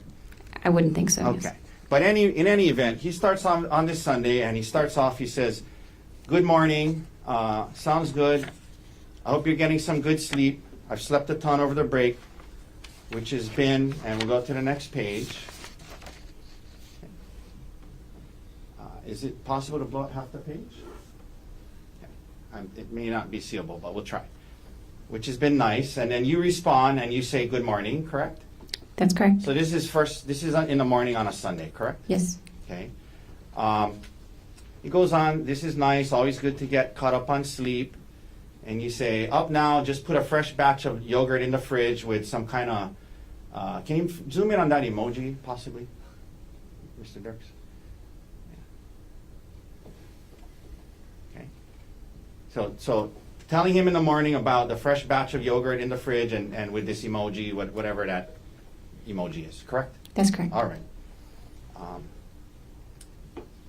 Now, it goes on throughout the day. We don't need to read all of it. Can we go down to 6:42 a.m. on 12/1? Thanks. Okay. You indicate to him that I guess we will watch some football here too, probably. G is on call. I'm planning to decorate the tree with the kids. And he says, Mr. Miller says, gotcha, correct? Yes. So on a Sunday, you're telling him what you guys are doing. You're going to decorate with the kids with the trees, yes? Yes, sir. Okay. And then it goes on throughout the day, and you guys are going back and forth about what's going on and watching football and decorating the tree and things like that, correct? That's correct. Okay. Now, at the bottom of the page there, you guys are talking about the football game. Looks like Pittsburgh is winning. You see that?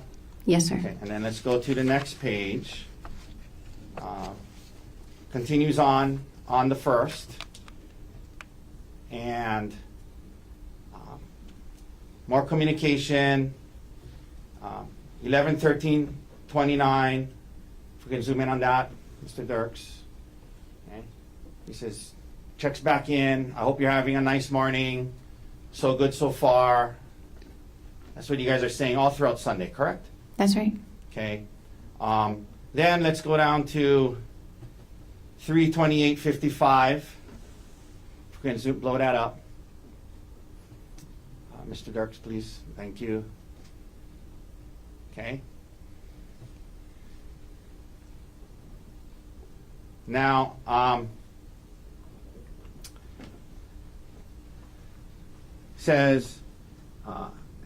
he says, I'm making sure Kay eats OFC, guessing that's what the lie was about. Mr. Miller says, nope, REK, not at all, just much easier to discuss.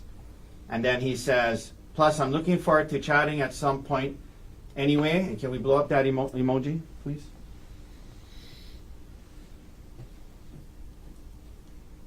Okay. And then your response back, if we could blow that up, was now in the PM, good night, looking forward to it. And then the next morning it starts again, good morning, correct? That's correct. Okay. We can take that down. Now, so all throughout the Sunday, you and this married man were texting back and forth about what you guys are doing. Good morning, and then good night, and then good morning again the next day, yes? That's right. And then a lot of the messages that you were having with him, you deleted, right? I did delete a lot of messages. That's correct. Okay. So we can't see those messages, the ones you deleted, correct? That's correct.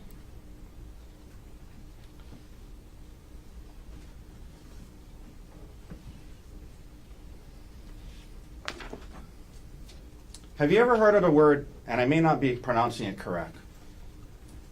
Actually, can I take that back? Have you ever heard of the word Heleu? How do you say H-E-L-E-U? Helu. Heleu. What is, in your line of work, what is Heleu? HALU is high assay, low enriched uranium. It's like a range of enrichment for uranium-235 that would be used as nuclear fuel for advanced reactors. Okay. I have no idea what you just said, but it has to do with your work, right? Yes, sir. Okay. And during this communications with Mr. Miller, you and Mr. Miller would use the word HALU in your personal messages to one another as code to let the other person know when your respective spouses were around, correct? It was for Gerhardt specifically, but yes, that's correct. It was for Gerhardt specifically, meaning you would tell Mr. Miller, I got HALU today, can't talk. And that was your way of communicating to him, hey, I'm around Gerhardt today, yes? That's correct.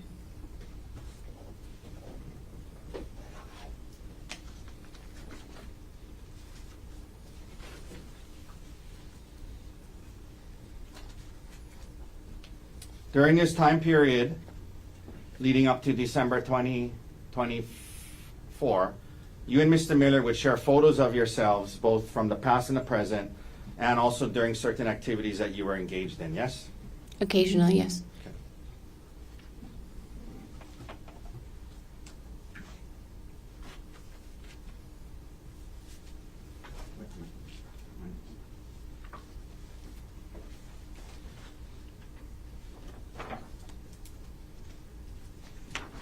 And, Your Honor, may I approach with D-124? Yes.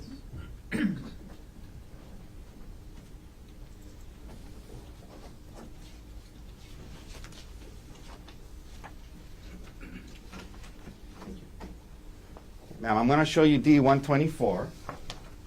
If you can look through that, and I'm going to ask you again to, if that looks to you to be messages between you and Mr. Miller, and also photos that you guys would send to each other. And let me know when you're ready.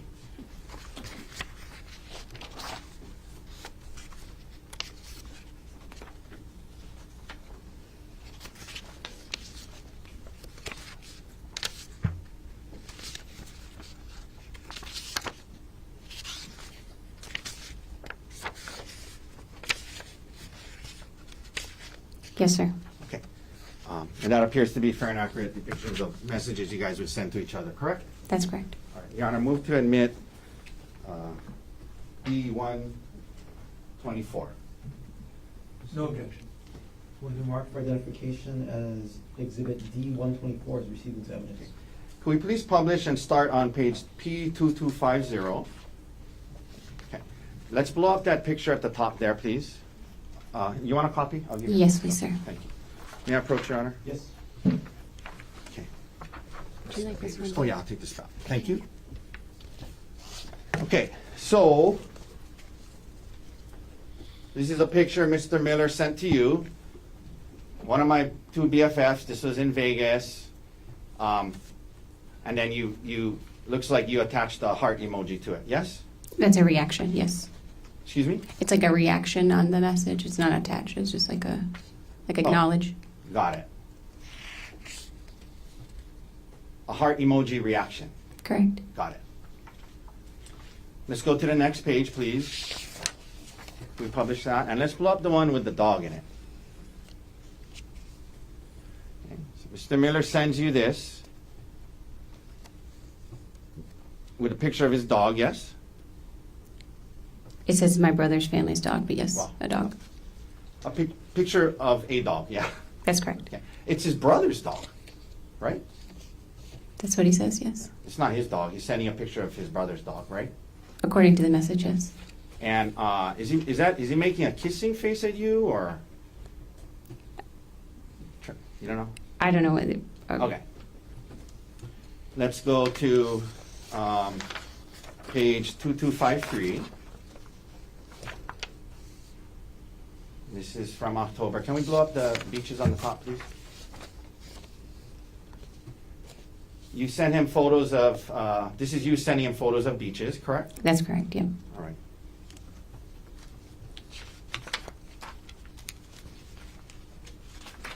One second.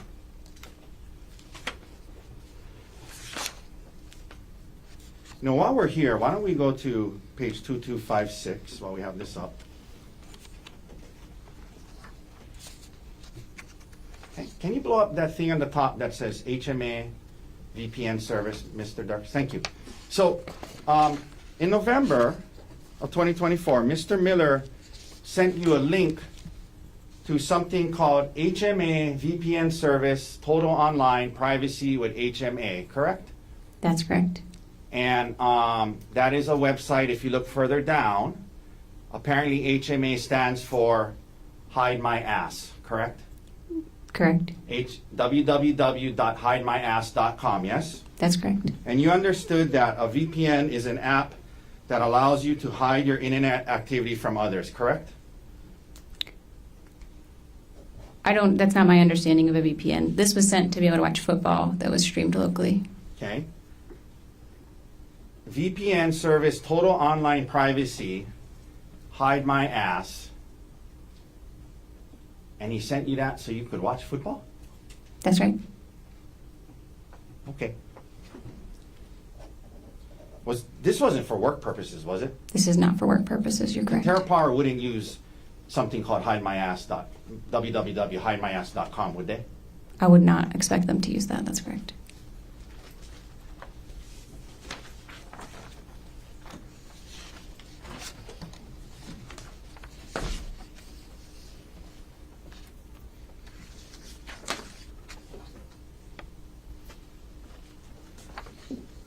One second, Your Honor.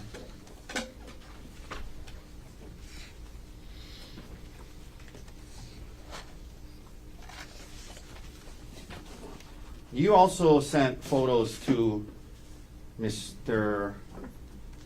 Miller as well, and may I approach Your Honor with 183? Yes.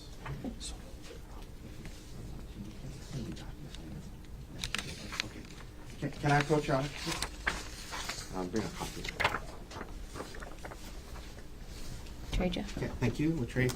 If you can look through this, and aside from the text written on the bottom, do the messages appear to be messages that you and Mr. Miller were sending to each other back during this time period? Yes, they do. Okay. Your Honor, may we please admit Exhibit D-183? Mr. Varn, No objection. what is the mark for identification as Exhibit D-183 as received evidence? If we can, Mr. Dirks, please publish the first page of this exhibit. Okay, can we blow up the picture, just the picture?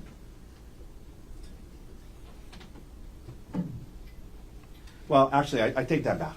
Let's blow up the message to begin with. Okay, so you were on a trip. Who's the other lady in that photo map? That's my best friend, Gianna. Gianna, okay, we're gonna talk about her a little later, but you were on a trip with her, correct? Yes. And you're texting Mr. Miller while was it just a girls' trip? Was Gerhardt there? It was the first night of a trip, so it was just the girls the first night. Okay. And 9:47 p.m., you're texting Mr. Miller saying, we're still out, almost midnight, did an Irish car bomb, which was her first in my 1,000th, but first in many years, correct? That's correct. Okay. And that's a text you sent to Mr. Miller when you're on this trip, yes? Yes, sir. Okay. Can we blow up the photo? And then you sent him this photo of the two of you, yes? Yes, sir. And you didn't send these, you send this to him, not Gerhardt, correct? I don't recall what I sent to Gerhardt at the time. All right. Let's go to the next page, please. Okay, let's blow that up. And is that you in the photo? Yes, it is, sir. And you send that to Mr. Miller, yes? Correct. And what is it? What is pre-ICB? What is ICB? From context, I assume that's Irish car bomb. It's the Okay, name what- of the shot. What is Irish car bomb? It's a drink, a shot. And you sent this to Mr. Miller on the text, correct? That's correct. All right, we can take that down. I'll retrieve that from you, ma'am. Thank you. Thank you. So, we just went through all of that, and when the detective asks you about it, you say, no affair, just flirty text messages, correct? That's correct, sir.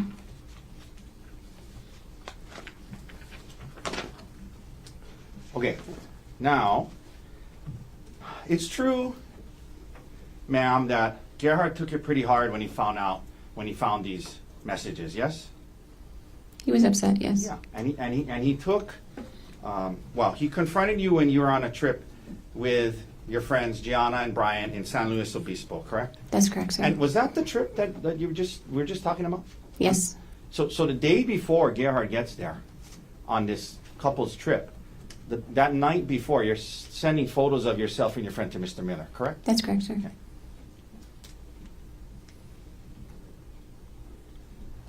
Did he have a code word for you that he would tell you when his wife was around? Not to my knowledge. All right. Now, Gerhardt confronts you on this trip in San Luis Obispo, and he had actually told Gianna and Brian about it before he confronted you, correct? That's correct. And that upset you, correct? Yes. Yes, you didn't want them to know, right? Oh, I would have just preferred to be able to talk with him first. I tell Gianna almost everything. I think I would have told her about it anyway, but You think you would have told her about it anyway? Had you told her about it prior to him confronting you? I mean, had he confronted me, I would have told Gianna that we were working through that. But- There wasn't, in my mind, A something. second ago, you just said you were a little upset that he told Gianna, right? He told them before telling me. Right, and that upset you, right? Yes, that felt unfair. Now, Gianna and Brian had actually been through something similar recently, where Brian supposedly had cheated. Oh well, strike that question. Recently, Brian had an affair on Gianna, correct? And they were working through that, yes, They were working through marital problems. involving him in infidelity, right? That's not my marriage. Doesn't feel like that should be my business. I'm not asking if it was your business. I'm asking if they had Gianna had shared that with you. You guys are best friends. You guys share everything. Sure. So is that what she I shared? was aware they were working through marital troubles, and fidelity specifically was an issue. And so it's true that you understood Gerhardt was turning to them for advice on to how to handle this, right? In some cases, yes, I understood that. After confronting you about it, as you indicated, you were immediately apologetic, yes? That's right, sir. And you wanted, you were apologetic, and then you guys were going to try to work through this, correct? That's correct, sir. There were certain things he needed. I mean, isn't it true that he said he wanted you to quit your job? He didn't ask me to quit my job, but he did talk about it, for sure. Okay. He did talk to you about quitting your job, correct? Potentially, yes.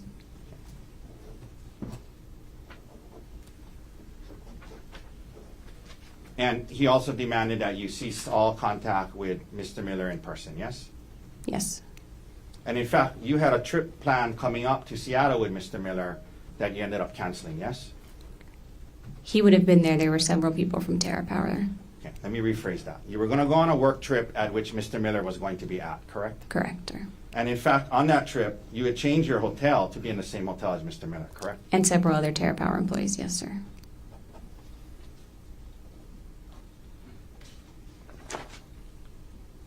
Your job was, well, I'm going to get into it more in a second, but your job was pretty rare and unique, right? Like that you were in the nuclear energy field, correct? I still am, yes, sir. Yeah, but at the time, right, when he was talking to you about quitting and leaving it, right? Yes. You talked about his need for intimacy, both emotional and physical. You indicated that he wanted to have sex every other day, correct? That's correct. And he also wanted you to be less, I guess, secretive or give up some privacy. And he wanted to see your emails and communications, correct? He looked through my phone almost every day. Yes, sir. And in fact, these were not just desires that were unique to him. You listen to audiobooks, like, for example, How to Help My Spouse Heal with My Affair, right? Yes, sir. And in that book, they recommend cutting off all contact with your affair partner, yes? To my recollection, yes. They recommend that you share passwords, share your whereabouts, share communications, because secrecy is what caused the damage, openness is what repairs it, right? You remember learning things like that in these books and counseling? Yes, sir. Okay. And that's what Gerhardt was asking for, right? He wanted to see what you were, just see what you were messaging with others, right? In some cases, yes, sir. Okay. Now, back to your career, ma'am. You mentioned him talking to you about quitting your job so that you wouldn't have contact with Mr. Miller anymore. You're a nuclear engineer, is that right? Yes, sir. You graduated from and got your degree in nuclear engineering in what year? 2011. And after 2011 till about 2022, you worked in this nuclear industry, yes? I've been in the nuclear industry my entire career, yes. I understand that. I understand. I'm just saying specifically for 11 years, from 2011 to 2022, you were in the nuclear industry, yes? Yes, I don't understand the 2022 distinction. I apologize. Well, I'm going to get to that. Didn't you quit your job in 2022? I left Westinghouse in 2022, yes, sir. Yeah. So that's the Okay. distinction I'm getting at. Sure. Okay. Thank you for clarifying. I So, appreciate it. so in 2011, you enter into this industry and you start working at a company called Westinghouse, correct? That's correct, sir. And you were into, is it called core design? Yes, sir. And what is core design?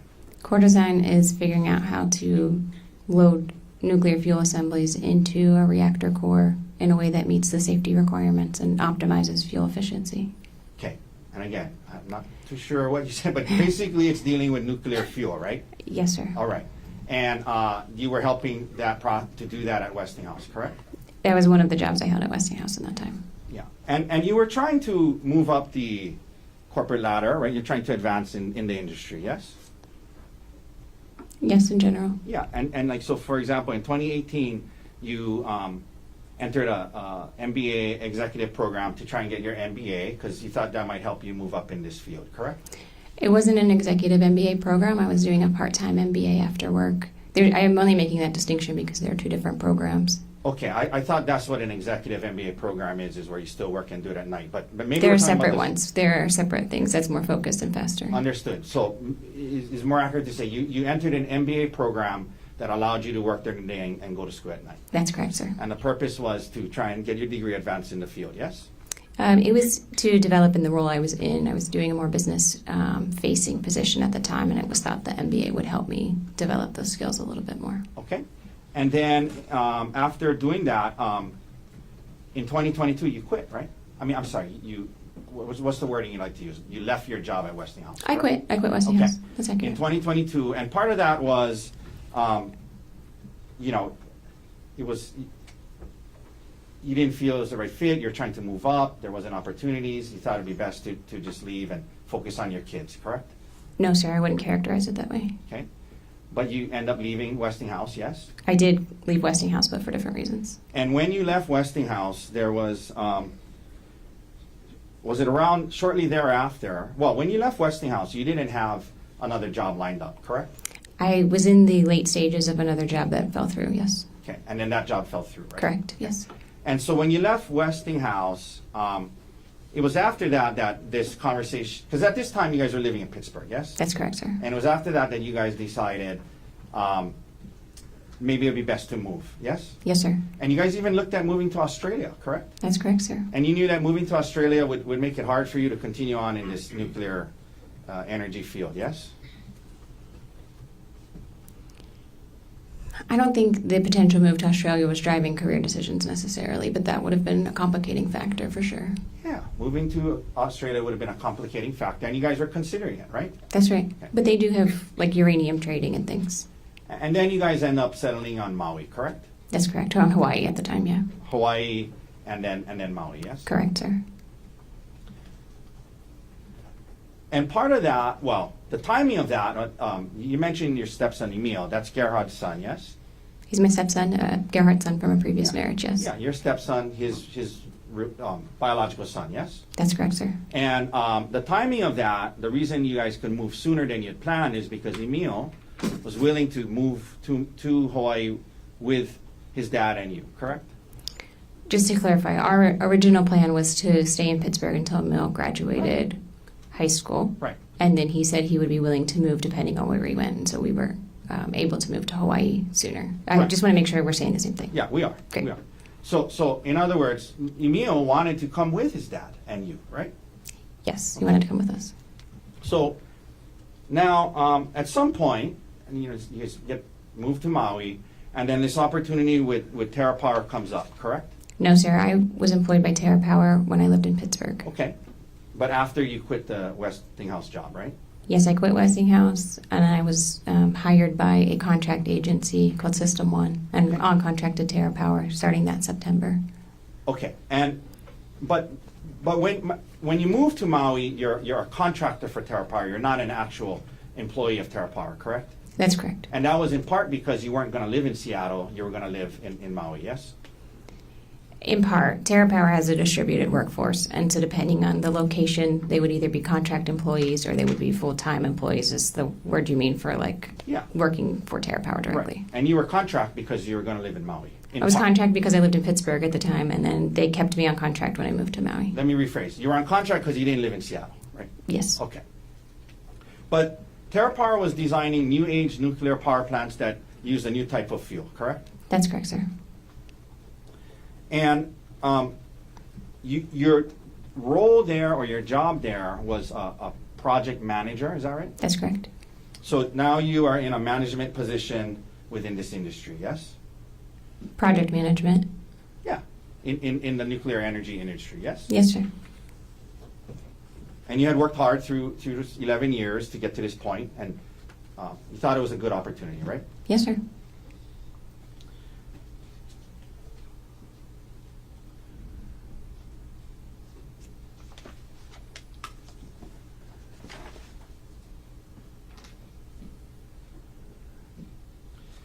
Now, we just talked about Gerhardt, when he found out about this, talking to you about leaving, so you wouldn't be around Mr. Miller, correct? That came up. I recall one time that came up. That didn't seem like a key point of the discussion to me. But you didn't want to quit your job at Terra That's Power. correct. I did not want to quit my job. I like my job. Do you now work directly for Terra Power? Yes, sir, I do. Okay, so you're no longer a contractor. You now have a direct job with Terra Power, yes? That's correct, sir. And what is your job title now? Product manager for Halo. Product manager, and that's a step up from project manager, yes? Not necessarily, and not at Terra Power. Okay, but now you're a direct employee of Terra Power. I am, yes, sir. And to obtain that, have you committed to move to Seattle at some point? No, sir. Okay, but did they change their setup where now you cannot be there and be a full-time employee? They did, and they have several arrangements with different personnel for that. Okay, so you didn't want to quit your job. You're still at Terra Power to this day, now as product manager, yes? Correct, sir. Okay. And you still travel for work and go to Seattle at times, yes? Yes, sir.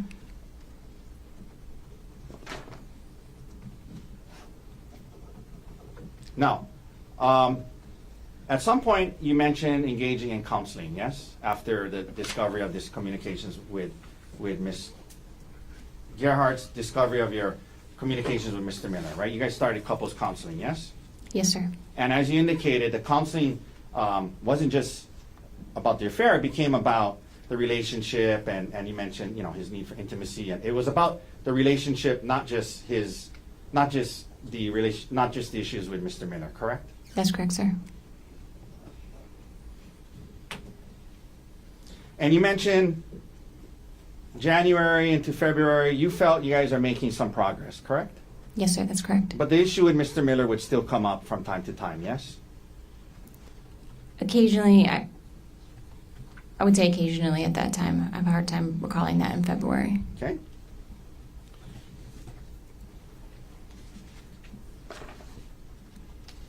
And this issue of the discovery of these things, prior to December, generally you describe your marriage as a good marriage, right? Yes, sir. So now we're heading into March and going through counseling, trying to work through it, and your birthday's coming up, yes? Yes, sir. And ma'am, the concept of going on a staycation to Oahu for your birthday, it was actually your idea, yes? No, I didn't want to travel. I was saying I wanted to stay with the kids, but I did say Oahu would be fun sometime. And he was like, well, let's go to Oahu. Okay, so you remember being interviewed by the detective in this case after the incident? Yes, sir. Do you remember being asked by the detective, who planned this trip? And do you remember your response was, he planned the trip. He was kind of asking what I wanted to do for my birthday. And I said, Like, sometime I want to go to Oahu, it doesn't need to be now. Remember saying that to the detective. That sounds accurate, yes, sir. So at least that's what my question was. The concept of going to Oahu was something that you brought up, right? And you said, it doesn't need to be now, but I've always wanted to go there on a staycation. It doesn't need to be now. And he said, oh, let's go, right? Sure, yes. Okay.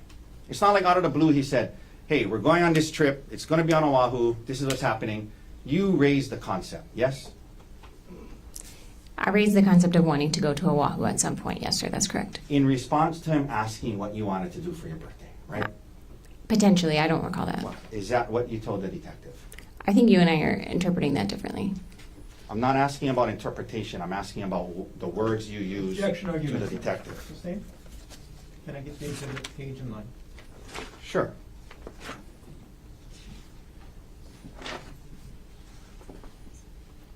This is exhibit 107, page 5, lines 13 through 15, D107.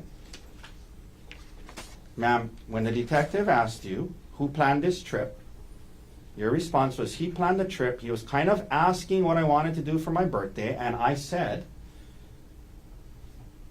sometime I want to go to Oahu, but it doesn't need to be now. That's just the words you said to the Yes, detective. you and I agree on that, yes. Okay, thank you. Sure.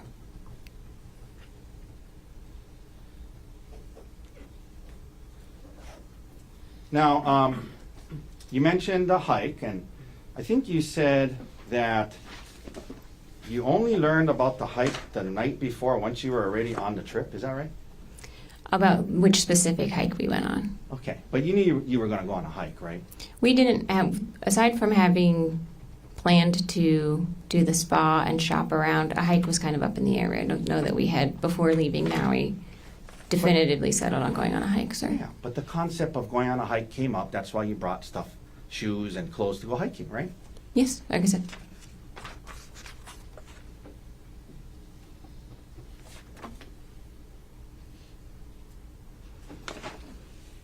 And in fact, hiking, it was not unusual for you guys to go on hikes. That's something you guys did from time to time, yes? Yes, sir. Okay.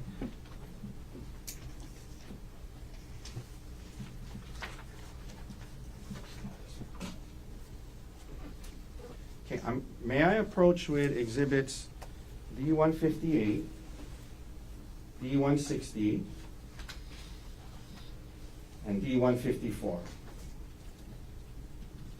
Yes. Okay, ma'am, I'm gonna approach. I'm gonna ask you to, I'm gonna hand you D158. Can you, what is that a photo of? That's a photo of you and Gerhardt on a hike, correct? That's correct, sir. Okay. Is that a fair and accurate depiction of you and Gerhardt on this hike? Yes, sir. And this was on apparently June 2023 in Wailuku, well, at least the top it says Wailuku, right? That's what it says at the top, yes, sir. Okay, Your Honor, may we admit D158? Mr. Barnes? No objection. And what has been marked for identification as exhibit D158 is receiving evidence? Ma'am, same questions with D160. This is, well, it's just one page. And is that a photo of you guys on a hike as well?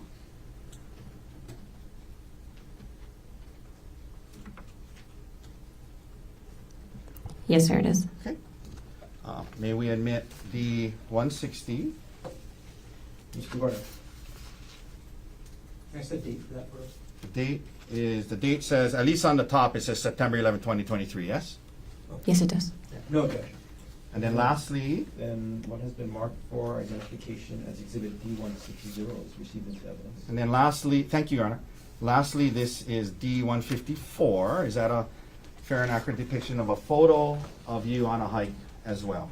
Yes, sir, it is. All right, okay, thank you. May we admit D154, please? Mr. Warner? No objection. What has been marked for identification as exhibit D154 is also received into evidence? So again, before we publish this, it wasn't unusual for you guys to go on hikes. That's something you guys did together, right? That's correct, yes. Okay. Can we publish 158, please?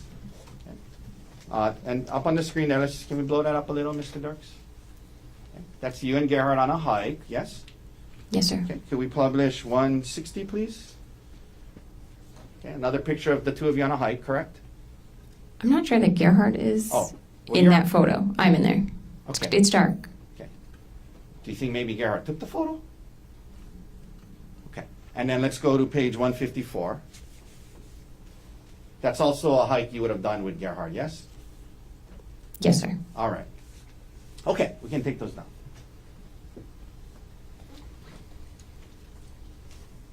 Now, the day of the trip comes, and you guys go to the airport on Maui, presumably together, yes?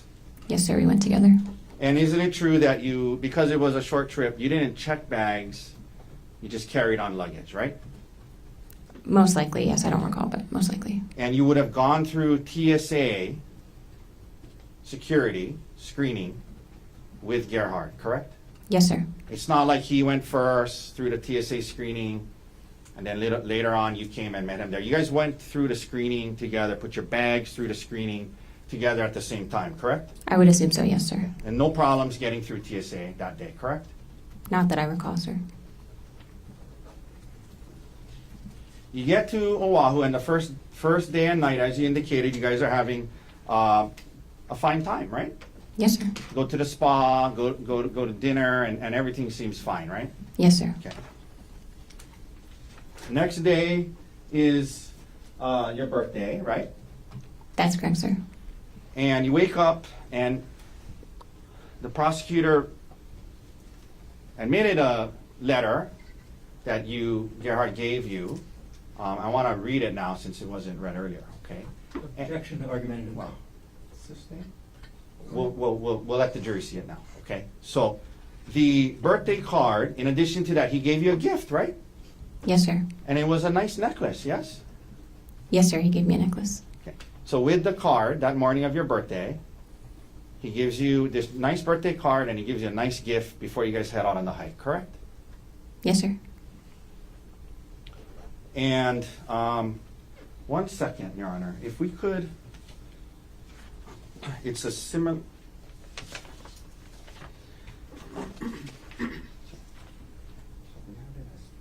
We have it as D127, but I think this is the one you admitted. Do you have a problem if we admit this too?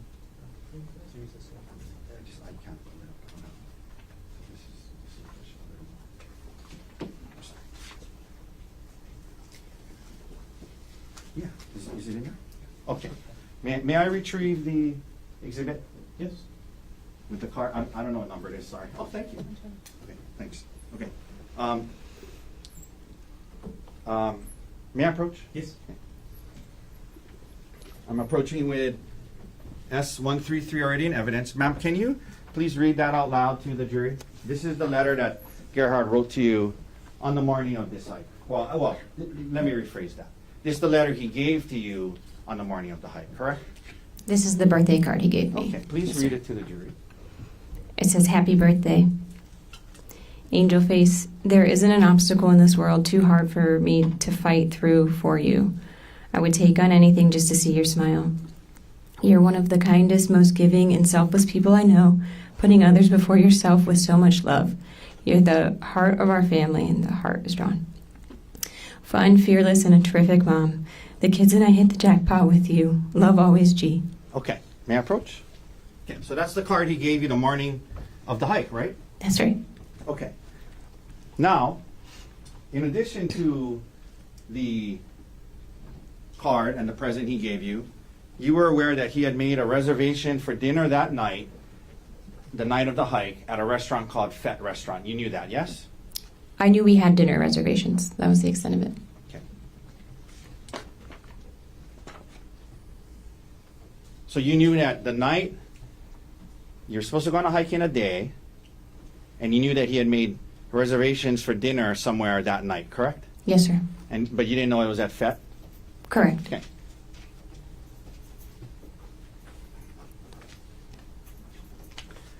Now, after you guys went downstairs, had coffee in the morning, yes? We had coffee and breakfast in the morning. And then you head to the hike, correct? We went and got a coffee on the way out to at a different place. Okay. And then you had drive to the hike in your rent-a-car, correct? That's correct, sir. Now, this topic of life insurance came up, and the prosecutor showed you one email, but during this time period, you mentioned Gerhardt was the one that kind of managed the insurance, finances, taxes, things like that, correct? Gerhardt managed our finances, that's correct. Pretty anal guy, yeah, in terms of managing that stuff, right? Kept records, had documents about retirement, and that's just how he was, right, during your marriage, yes? He was a good record keeper, yes. Yeah. And so, leading up to March, as part of you guys working through this issue, right? As part of we're gonna be together, there was a discussion about, increasing life insurance for both of you in case something happened, to make sure that the kids were okay and the house could be paid and things like that, right? That's correct, yes. And in fact, he suggested that he would increase his life insurance to over $1 million, 1.5 million, correct? I don't remember the amount of his, but the rationale is correct. We looked at how much money we would need to keep our kids in our home, and based on our pay disparity, he would need a higher life insurance policy than I would need. Yeah, and so you remember telling the detective that yours was closer to 100 and his was closer to $1 million? Yes. Okay. So the effort to do this, he made it a point to make his way more than yours, correct? Again, based on that rationale, yes, sir. The morning of the hike, prior to heading to the hike, Gerhardt showed you an email from that morning showing that the second half of his increased life insurance had been confirmed and put into effect that very morning. You remember him showing you that email? I do not, sir. Would seeing that email from that morning help to refresh your memory? Potentially, I'll look at it, sure. May I approach? I'm not going to admit it. D-116, Your Honor. Thank you. I'm going to show you this email, and I'm going to ask you if you recall seeing that the morning of the hike. And when you're done reading it, hand it back to me, and we'll read it to yourself and then hand it back to me. Do you want me to read the email No, itself? Oh, okay. I want you to read it to yourself, and then I'm going to ask you a question when you're done.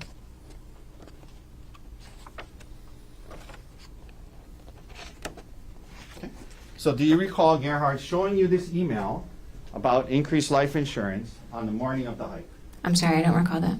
Okay. You arrive at the Poly Lookout parking lot at mid-morning, maybe around 10 a.m., yes? Yes, a little earlier. And when you got there, it was a busy parking lot. There was the Poly Lookout there. There was a lot of cars, tour buses, and people in the parking lot, yes? It wasn't that busy when we first got there. There were definitely other people there. Now, like tour buses? I don't remember tour buses when we got there, but I can't say for sure, sir. But there was a lot of people there, right? Yes, yep. You mentioned going to the lookout first and then going to start the hike, correct? That's correct, sir. Not too far into the hike, Gerhardt leaves you on the trail and he heads up further on the trail on his own, correct? That's correct, sir. And you mentioned today that was because you weren't feeling good about the heights and the cliffs and the heights. You didn't feel good, you didn't want to go on, yes? Yes, sir. You guys have been on hikes and activities involving heights before, yes? Yes, sir.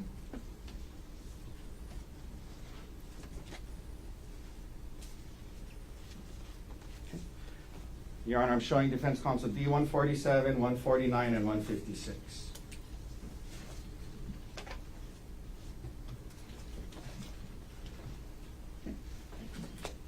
May I approach? Yes. Ma'am, you take a look at D-147. That's a photo of you and a friend going ziplining, correct? That's correct. Is that Gianna? Yes, it is, sir. Is that a fair and accurate depiction of you and your best friend, Gianna? Yes, it is. Your Honor, move to admit D-147. Sorry. Mr. Warner. No objection. You want to mark for identification as Exhibit D-147 is received into evidence? I'll trade with you. Can you give me that one back, please? Sure, sir. D-149, is that a picture of you on a zip line? Yes, sir, it is. Is that a fair and accurate depiction of you on a zip line? Yes, sir. Your Honor, move to admit D-149. Mr. Garner? No objection. And Lastly, what D- has been marked for identification as Exhibit D-149 is received into evidence. And lastly, D-156. Ma'am, is that a photo of you on a hike? Yes, sir, it is. Move to admit D-156. Mr. Garner? No objection. And what has been marked for identification as D-156 is received into evidence. Let's start, please, with publishing D-147. We're just talking about that day not feeling good about the heights and whatnot. This is a picture of you and Gianna going ziplining, yes? Yes, sir. This is before this incident, correct? Yes, sir. Okay, let's go to D-149, please. That's a picture of you on the zip line, yes? Yes, sir. Okay. Let's go to 156. That's a picture of you on a hike from 2023, correct? Yes, it is, sir. Okay. So you were willing to stand there and take a picture that day, correct? Yes, I was. All right, you can take that down. So on this day, you're saying not feeling good about the heights, and that's what caused Gerhardt to go off on his own because you were going to stay back, correct? That's why I stopped hiking. Yes, sir. But you do acknowledge that he left you on this trail not very far in from the parking lot, correct? Yes, sir.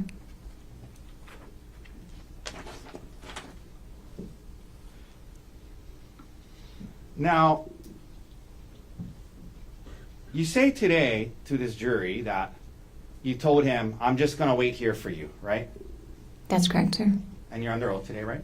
Yes, sir, I am. Isn't it true when the detective interviewed about this situation, when he gets back to you, he says to you, oh, you're still here? Remember telling that to the detective? Not specifically, but that sounds accurate. Okay, well, would seeing the transcript of what you told the detective help to refresh your memory? Sure, but I don't disagree that happened. So I don't know that I need to look at it, but I will if you'd like me to. Well, it depends. So, Sure, let's look at it. Okay, well, let's just, to be fair, and give you a chance to look at it, okay? Thank you. And this is D-107, Your Honor, and Mr. Garner. Page 7, lines 1 through 4.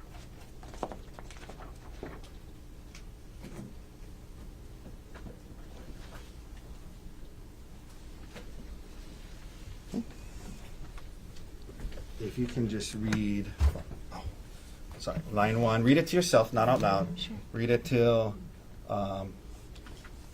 line 4, and let me know when you're done.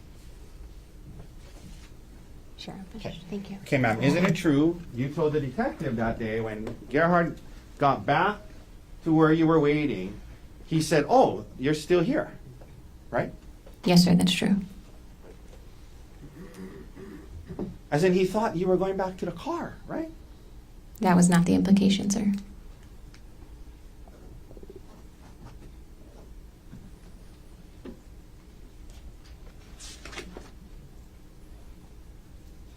But to be clear, the area that you guys stopped was not very far in from the hike, not very far into the hike, not very far in from the busy parking lot, correct?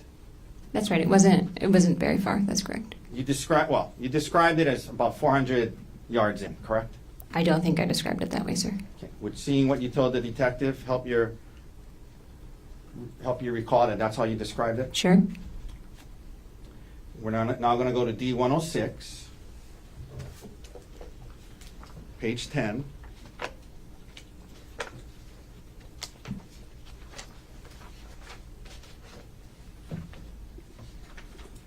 One second.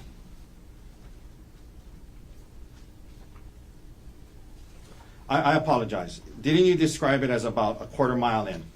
That sounds more accurate, sir. Okay. I apologize. That's Quarter okay. mile is 400 yards, right? I have no idea, sir. Okay. Need a calculator out. All right. But you described it as about a quarter mile in, yes? Yes, sir. Not super far up this trail from the parking lot, correct? A quarter mile. I mean, it's uphill and it's rocky, but yes. But not super far into the trail, correct? A quarter mile, sir. So now he comes back, and you say he wants to, at some point, take a selfie, correct? That's right, sir.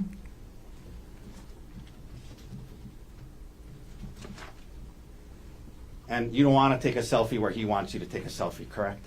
I didn't want to get too close to the edge of the cliff, sir. Yeah. And you indicate that at some point in the process of that, he says, "Get back over here. I'm sick of this shit." And he tries to throw you off the cliff in response to that. Yes?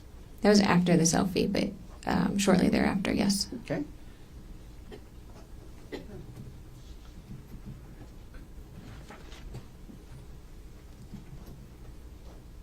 And you indicated that when he initially, according to your version of events, when he initially grabs you, Objection, argumentative.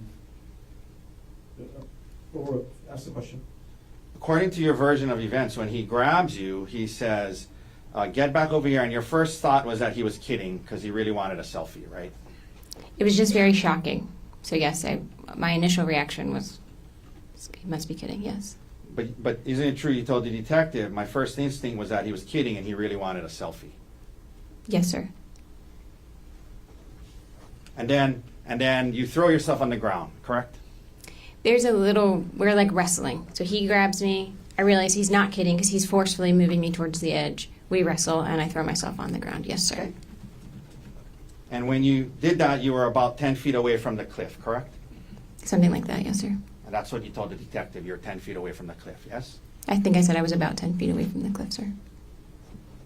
Where you end up on the ground, there were plants, shrubbery, and trees in that area between you and the cliff, correct? Yes, sir.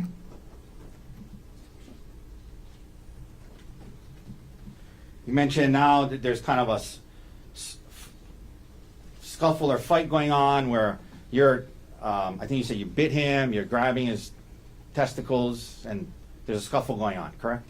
Prior to that, he's trying to pull me and drag me, and then he gets on top of me, and then yes, we're kind of There's a scuffle going on. scuffling. Yeah. And you're biting him, you're grabbing his testicles, yes? Yes, sir. Now, you said that at some point he has a syringe, correct? Yes, sir. And according to you, you did not see where he grabbed that from. Is that right? That's right, sir. 1 second, Your Honor. 1 second, ma'am.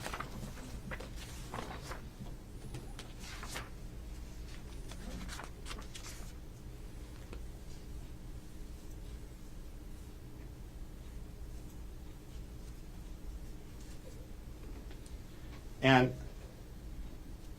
according to you, he's holding this syringe, and according to you, you flick it out of his hand, right? Yes, I spotted his hand and caused him to drop the syringe. Yes, Okay. sir. You mentioned that at some point, according to you, you see him holding a vial, correct? Yes, sir. And your belief was he was trying to load the syringe with the vial when he was wrestling with you, correct? No, sir. The first syringe he What? produced. 1 second. Sure.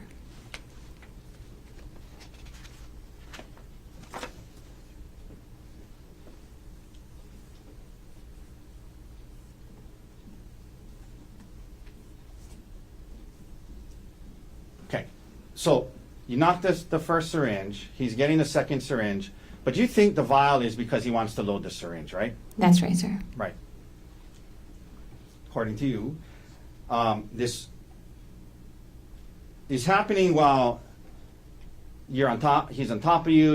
According to you, there's a kind of a scuffle going on, and he's holding a vial with one hand, reaching for another, into his bag with his other hand, and he's also covering your mouth at some point, right? Yes, sir. If I can explain, he has the vial in his right hand in a closed fist, and so he's using that arm and hand to kind of hold me down. And then when I'm trying to talk to him too, and when I start screaming, he gives up his search for the syringe with his left hand, and will hold his hand over my mouth while I scream, and then resume looking in Okay. his bag. So holding the syringe in one hand, No, sir. That's a vial in his hand. holding the vial with one hand, holding you down with that same hand, according to you, reaching for another thing, then covering your mouth. That's what's going on, according to you, yes? When he's sitting on top of me, so his Right. weight is on me too, sir, yes. And then you guys are having a conversation as well. You discussed that, yes? I don't know that I would call that a conversation, but yes, we were. Now,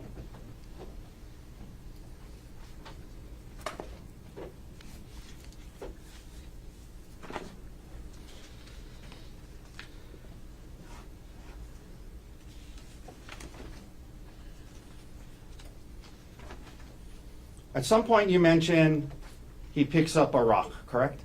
Yes, sir. And he starts to hit you with the rock, according to you, yes? That's right, sir. And according to you, so the rock is something, according to you, he picks up when you guys are on the ground, correct? That's my, that's how it felt. Yes, sir. Okay? And according to you, Gerhardt then blasts you in the head with all his might 10 times with this rock, correct? I don't know that I used those exact words, but he used the rock to hit me, and it was my impression that he was using his full force at the time when asked. Okay? You said that he was bashing it against your face and head, yes? Yes, sir. He was smashing it into your head and face, yes? Yes, sir. Full blast, 100% of his power is what you said, yes? Yes, sir. And 10 times, yes? I said as many as 10 times, sir. I wasn't counting.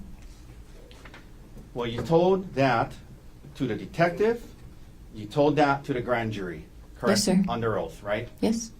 That it was as many as 10 times, correct? Yes, sir. Your head, forehead, and eye is what you said, yes? That's right, sir. To your knowledge, you did not lose consciousness, correct? To my knowledge, I did not lose consciousness, correct? You were taken to Queens and examinations and tests were done on you, yes? Yes, sir. In particular, a CAT scan, correct? Yes, sir. You did not have any skull fractures, correct? That's correct. No skull fracture. You had no facial fractures, correct? That's correct. No fracture on my face. You were discharged the next day, correct? Yes, sir. When you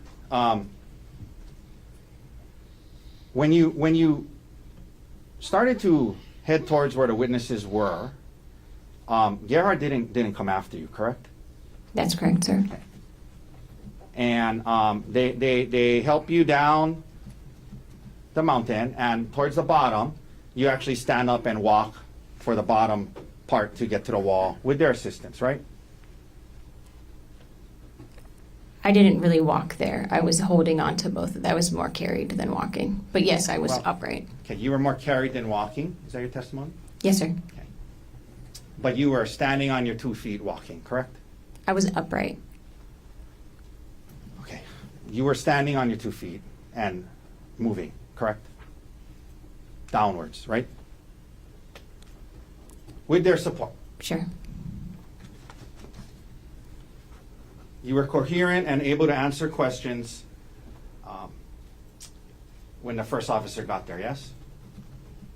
I don't know if I spoke to an officer. I recall talking to an EMT at the bottom. Okay. When you mentioned when the witnesses got there and you're crawling away, you said Gerhardt was standing there staring, right? Yes, sir. He was sort of frozen. Yeah. So he saw you, conscious and alive, crawling away, talking and yelling to the witnesses. He saw that, right? Yes, sir.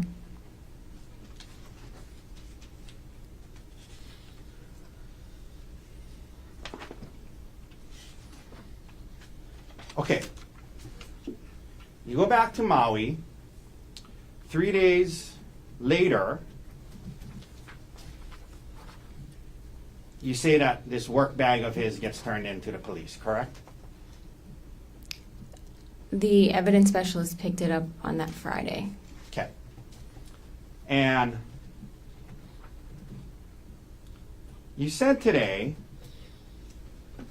that you're at home and you see his work bag and you open it and you say under oath today to this jury, the words you used was, I was surprised I was surprised to see the syringes and vials, right? That's what you said today, right? Yes, sir.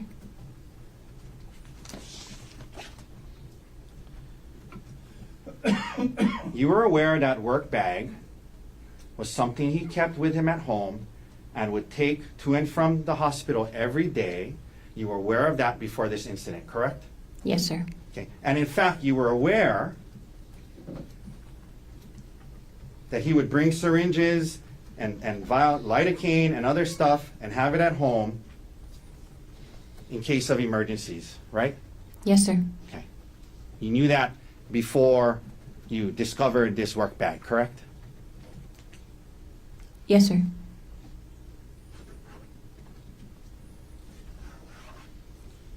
The detective asked you, have you ever seen him bring home any type of medications or syringes for work prior to this? And you said, yeah.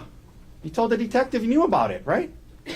He had brought things home from work before. The surprise was that the bag was full and seemed to have a lot of stuff in it. I didn't realize the volume or the regularity with which that occurred. The detective asked you about the work bag, and you said it was something he would take to and from work every day, right? Yes, sir. The first call you make upon this discovery is not to the police, not to the prosecutors, but to your attorney, correct? That's correct, sir. This is 3 days later, right?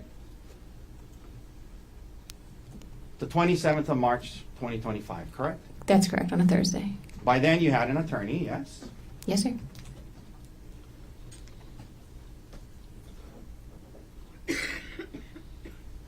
First call you make is to your attorney.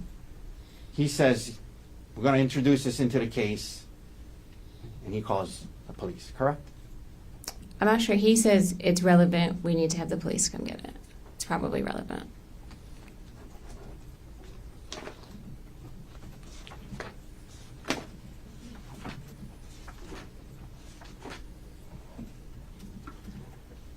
You discharged from the hospital on March 25th, and you return to Maui, and you continue your care, correct? That's right, sir.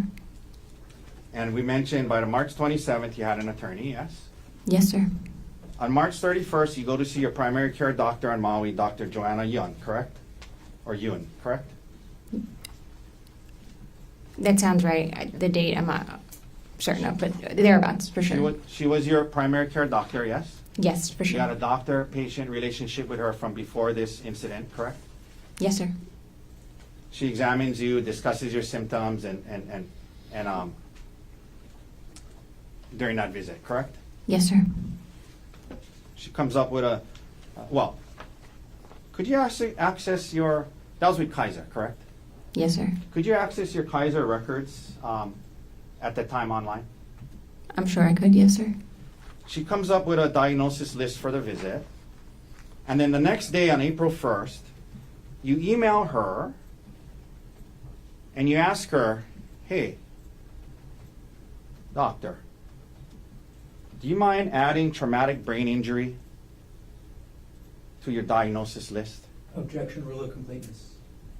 Sustained. I'm going to get to the second part of it. We'll read the exact email. Isn't it true you emailed Dr. Yun? Hi, Dr. Yun, on April 1st, 10 a.m., 10:03 a.m. Would you mind adding either traumatic brain injury or concussion to the diagnosis notes from my appointment on March 31st? I want to make sure the documentation is consistent between my care at Queens and back on Maui. Do you remember emailing that to your primary care physician on April 1st, about a week after this incident? Yes, sir. She had not included that on her diagnosis list after your visit, correct? Traumatic brain injury or concussion, correct? Correct. That's the I'm purpose sorry, of the I email. apologize. She had not added traumatic brain injury to her diagnosis list, correct? For her notes for the 31st, that's correct. You had an attorney by March 27th, correct? Yes, sir. April 1st, you're emailing your doctor saying, can you please add traumatic brain injury to my diagnosis, correct? Objection, rule of completeness. Cross. Sustained. Partially, what you emailed your doctor was, can you add traumatic brain injury to my diagnosis? Yes? Sustained. Okay, I'll read the whole email again. You said to your doctor, would you mind adding either traumatic brain injury or concussion to the diagnosis note from my appointment on March 31st? I want to make sure the documentation is consistent between my care at Queens and back here on Maui. That's what you told her, right? That's what you emailed her, right? Yes, sir. Are you aware that nowhere in your Queens records does it ever say traumatic brain injury? Are you aware of that? I'm not aware. Sure. Did you review your Queens records before you emailed that to Dr. Yun? When I met with Dr. Yoon on the Ma'am, 31st, my question is, did you review your Queens records from your stay at Queens before you emailed Dr. Yun on April 1st saying you want to make sure the documentation is consistent between my care at Queens and back here on Maui? Did you review your records at Queens before you sent that email? I don't recall, sir.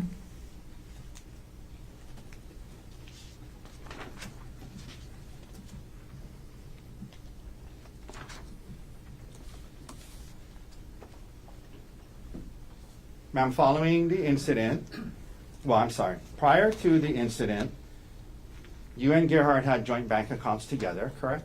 Yes, sir. Joint meaning they belong to both of you, yes? Yes, sir.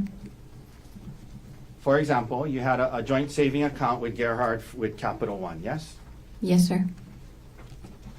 And you admit that back then Gerhardt made more money than you, correct? Yes, sir. More of the money in the joint account was from his earnings than yours, yes? Yes, sir. In other words, he put more money into that account than you did, correct? Yes, sir. On March 27th, 3 days after the incident, you opened up, you went on, well, I'm assuming, well, let me ask you this way. You opened up an individual checking account only in your name, without Gerhardt being on that, and you moved $123,515.38 from the joint account that belonged to both of you, and you moved that money into your individual account, correct? I moved a large amount of money. The exact dollars I'm not sure of, but it is in that ballpark, sir. In the ballpark of 120, 130 grand, right? For sure, yes, sir. And you didn't ask Gerhardt's permission to do that, did you? That's correct, I did not. Now, you didn't take half of it and leave half of it for him, did you? No, sir. Okay. Is that something you did online, Yes, sir. in front of a computer, Yes, sir. logged on, Yes, sir. created your own new account, I made a new bank account. Yes, sir. online, right? Yes, sir. Okay. 3 days after the incident, correct? Yes, sir. Did that by yourself, right? Yes, sir.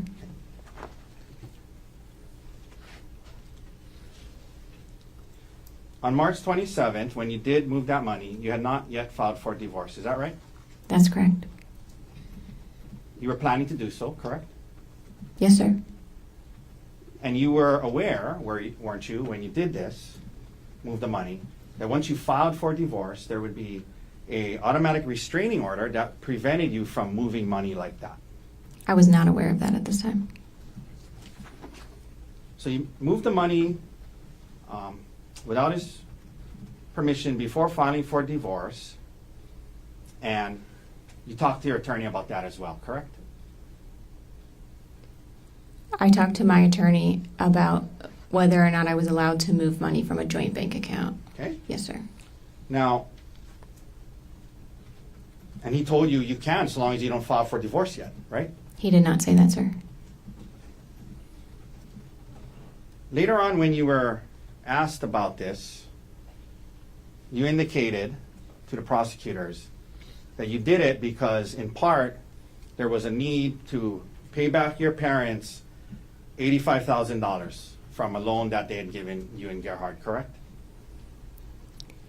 That's what you told the prosecutors, that partly why you moved that money, partially, was because you wanted to, there was a loan your parents had given you and Gerhardt for $85,000, and you wanted to pay them back with the money you moved, yes? Yes, sir. Okay. And your parents were not in a rush to get paid, correct? You guys had been paying them off slowly, correct? Prior to this, we had been paying them off slowly. That's correct, sir. And in fact, isn't it true that later on when you filed for divorce and you and your divorce attorney tried to get access to Gerhardt's retirement accounts, one of the things that was stated in that proceeding was that you had been making ends meet by seeking the financial support of your family, meaning your parents. You remember asserting that to the family court in your divorce case? Yes, sir, I remember that. Okay. So in the family court divorce case, you're indicating that your parents are helping you get by financially, but in response to this money, this thing about moving the money, you said that you need to pay them back the 85 grand right away, correct? At the time when I paid them back, I did not know that they were going to be in a financial position to help me in the way they are now. Did they say to you when you told them, hey, here's the 85 grand, did they say to you, hold on to it, use it, you're going to need help? No, sir. And by the way, this online banking that you did on the 27th of March, online, created your new account, moved the money. On the 27th of March, I guess that was 4 days before you asked your primary care doctor to add traumatic brain injury to your diagnosis, correct? Objection, rule of completeness. Sustained. At the time you moved the money, on March 27th, that was 4 days before, sat down at a computer, logged onto it, opened up your online banking, created a new account, moved the money from the joint to that one, new one. That was 4 days before you emailed your primary care doctor asking her to add traumatic brain injury and concussion to your diagnosis list, correct? I'm not sure of the exact date of the bank account, but yes, in general, that's correct. You eventually do get a divorce attorney named Brianne Wong Leong, yes? That's correct, sir. And you guys do file a complaint for divorce, correct? That's correct, sir. And you indicate on the complaint that you should get full custody of the kids, correct? Yes, sir.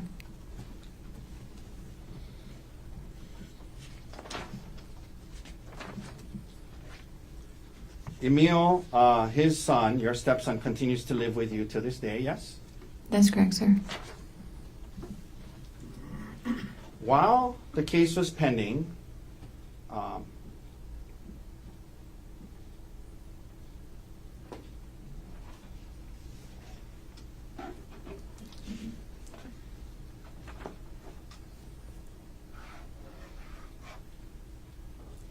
after the incident and Gerhardt is arrested, you start having phone calls with Mr. Miller again, correct? Occasionally, yes, sir. 1 second.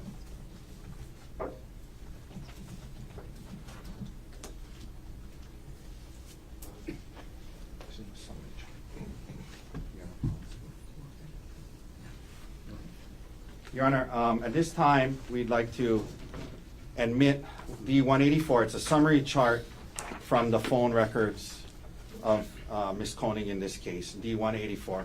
I believe the prosecutor had a chance to examine it for accuracy.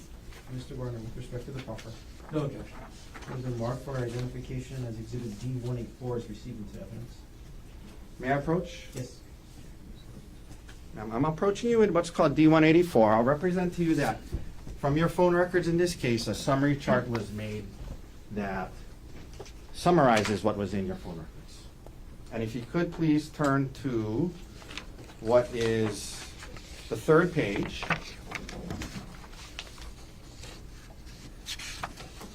Let me know when you're there. It starts on September 5th, 2024 at the top. You see that? Yes, sir. Okay. If you go down to March 29th, 2025, which is 5 days after the incident, it looks like Mr. Miller tried to call you 3 times, correct? Please give me a second to look at this.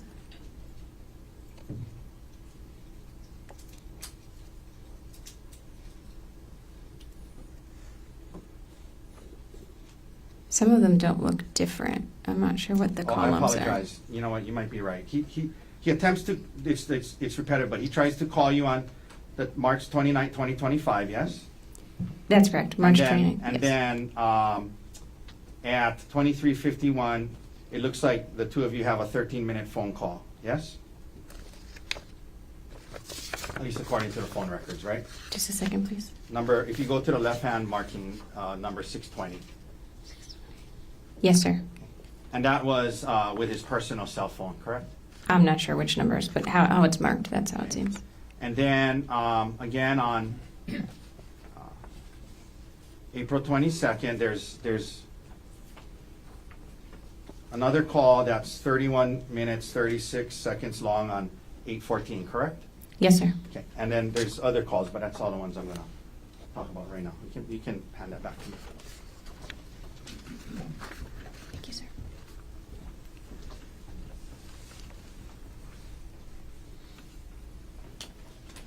Now,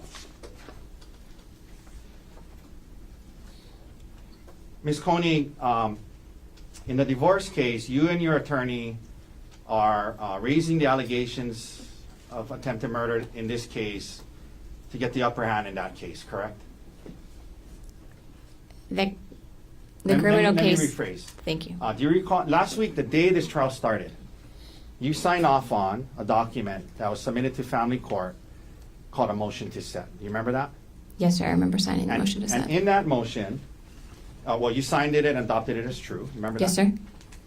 And that motion details the allegations in this case and then states that you should get full custody of the kids, correct? Yes, sir. That the father should not have any contact with the kids due to a finding of family violence, yes? Consistent with previous ruling, yes. That you should keep your retirement and get half of his, right? Yes, sir. That you should keep the house, right? Yes, sir.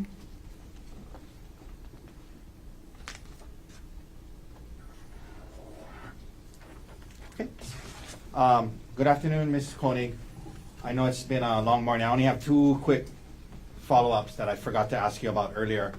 You know, you mentioned when I was asking you about the fact that you were using WhatsApp to communicate with Mr. Miller instead of, you know, your phone or email, text messages on your phone or email. I think you indicated, well, you would use WhatsApp to talk to other people at work from time to time too, correct? Yes, sir. Okay. But isn't it true that TerraPower, which is a nuclear engineering, it's a nuclear energy company, correct? Yes, sir. The sanctioned software for company communications was Microsoft Teams, correct? They provide Microsoft Teams for us, yes. Right, and that's how they wanted you to message each other because it's a secure communication network, right? Not exclusively. We're instructed to use encrypted messaging when we talk about work. You were instructed to use encrypted messaging, right? Yes, sir, which iMessage counts, and so does WhatsApp. Now, in August of 2024, you went on a trip to South Africa with Mr. Miller, correct? And another TerraPower employee, yes, sir. I didn't ask that. I asked if Mr. Miller went on that trip with you, yes or no? Yes, he did, sir. And in fact, not only did he go on that trip with you, he advocated for you to be able to go on that trip with him, yes? He helped set the group of people going, yes, sir. And he specifically got you to be able to go on that trip with him, yes? I don't know the answer to that, sir. Do you recall messaging him on WhatsApp on October 30th and saying, I know I said it earlier, but I sincerely appreciate you getting me on this trip. Do you remember messaging that to Mr. Miller in August after this trip? Yes, sir. No further questions. Thank you, Ms. Konig. Thank you. Mr. Gardner, any reader? Yes, sir. Could I have just a moment to get this out? Yes, take your time.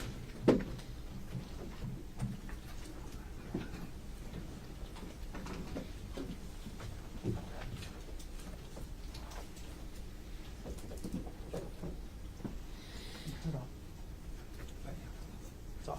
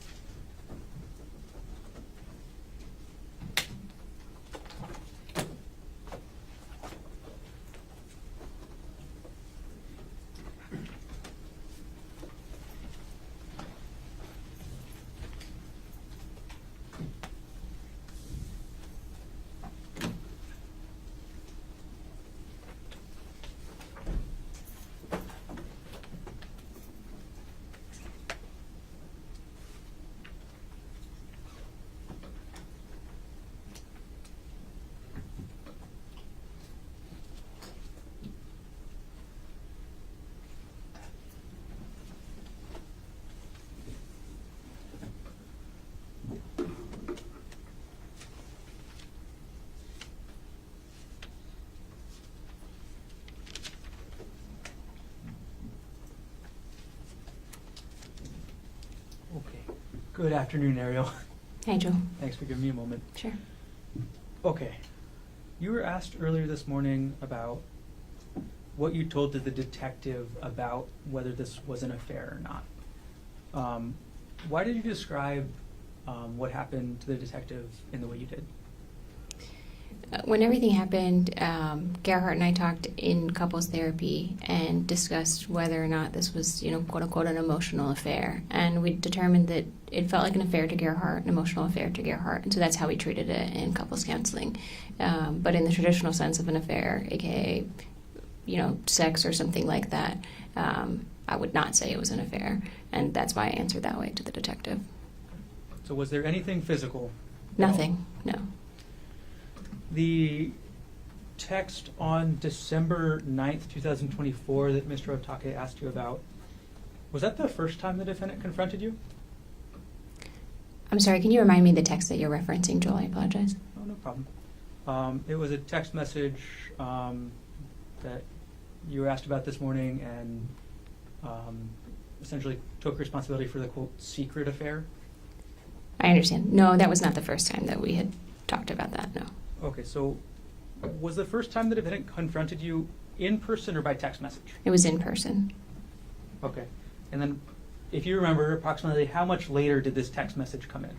This would have been about a week later, I think. Okay.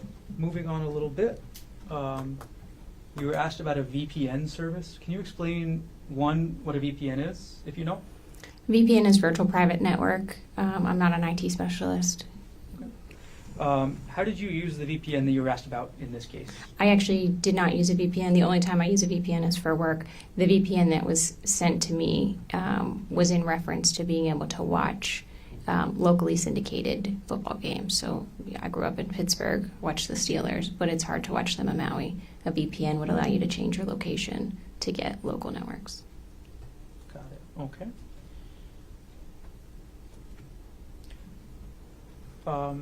Going back to this confrontation about this quote, emotional affair, who did the defendant tell first? He told Bryant and Gianna. We were out having a drink, and I went to the restroom, and he told them. He basically said Aries having an affair. How did you feel about that? It just felt, like I said, unfair because I would have liked to talk to Gerhardt about it first. And you were asked something about giving up your privacy earlier this morning after the defendant confronted you about this affair. What did you mean by that? After this, Gerhardt oftentimes would either have my phone or would go through my phone regularly, look through my messages, my email, things like that. That's where I was giving up privacy, just allowing him access to my digital communications. And how long did that last for? I would say weeks. By the end of December, did you have your phone back? Yes, and honestly, it was just the beginning of December where I didn't have my phone most of the time. By the end of December, I had my phone. It would just be that he would go through it. Okay. And how long did the defendant keep going through your phone after this came out? I don't recall. I think maybe periodically, still in January, potentially.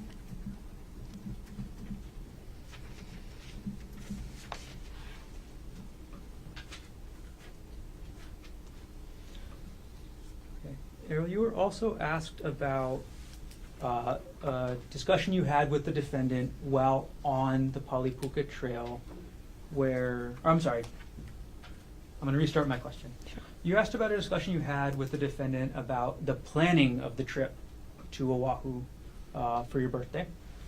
How did the defendant react when you said, we don't need to go to Oahu now? Oh, he was just like, oh, well, we should go. It'll be fun. It'll be nice for it to just be the two of us.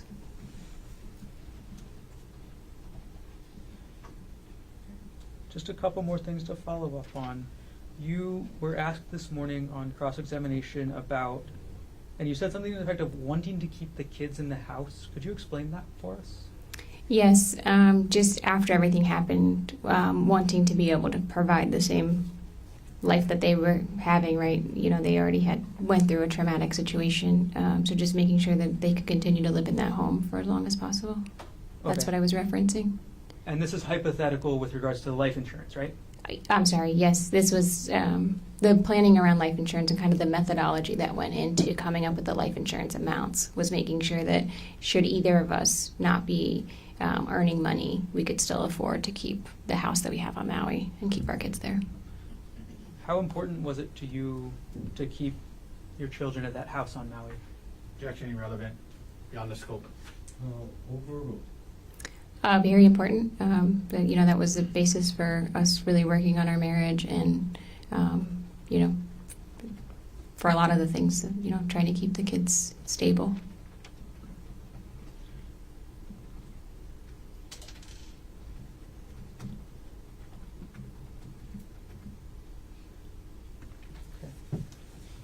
Now, Ariel, you were asked about a comment.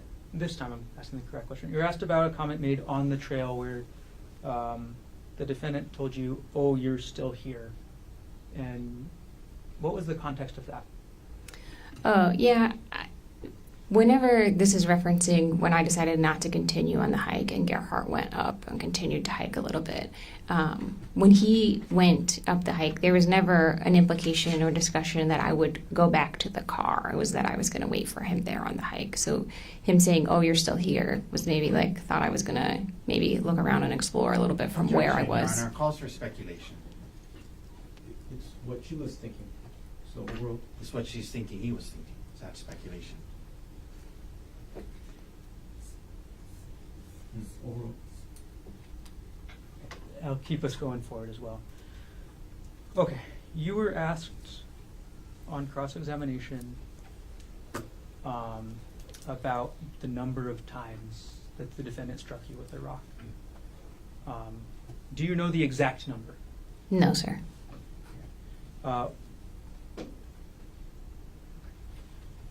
When you talked to the detective, did you give him an exact number or an estimate? An estimate, sir. And what was the exact words that you were asked about and used? As many as 10 times. I said he hit me as many as 10 times. And you were asked this morning about being hit in your head. So let's go over. Where were you hit? Where did the defendant hit you with the rock? I was struck on my right eye. I had a laceration down to the skull above my eyebrow here. And then all over my head, I had a large laceration that went back here and down here. So I was hit kind of all in this area. Were any of your other body parts hit? Yes, my left hand was hit where I was... Objection, beyond the scope. Overruled. My left hand was hit where I was blocking my face from the rock. And so I had a distal fracture, which is basically like the end of the I'm thumb. going to pause you there. Sure. Okay. Okay. So, and again, can you demonstrate where your left hand was when the defendant struck your left hand? It was in front of my face.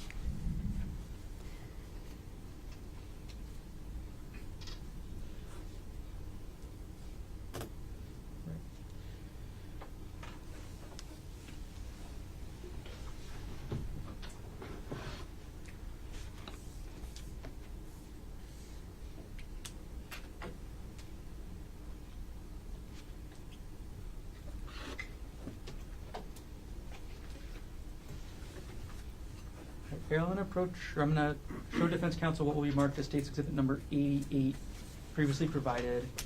I'm going to ask to approach.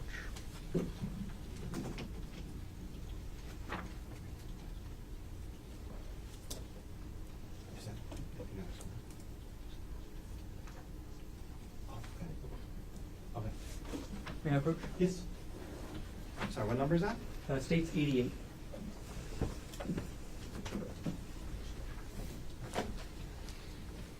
Ariel, I've just handed you what's going to be marked as State's Exhibit 88. What, do you recognize what that is? Yes, sir. Okay, what is that? This is Gerhardt's work bag. Is that the same work bag that the police recovered from your home on Maui? Yes. Okay, thank you. I'm going to retrieve the exhibit from you now. Thank you.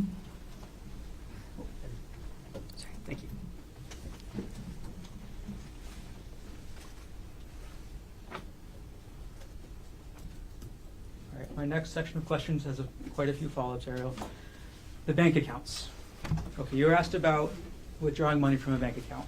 Approximately how much money did you withdraw? It's about $123,000, I believe. And why did you withdraw that money? Withdrew it so that I could continue to pay bills to keep my kids in their house, as we talked about previously. And how did you withdraw that money, like the mechanics of how? As discussed before, I created a bank account online and moved the money. Okay. Did you log in through the defendant's account to do so? No, sir. Whose account did you log into to move that money? My account. And what type of account was it again, joint or separate? The account I logged into was a joint account. I moved it to a separate account.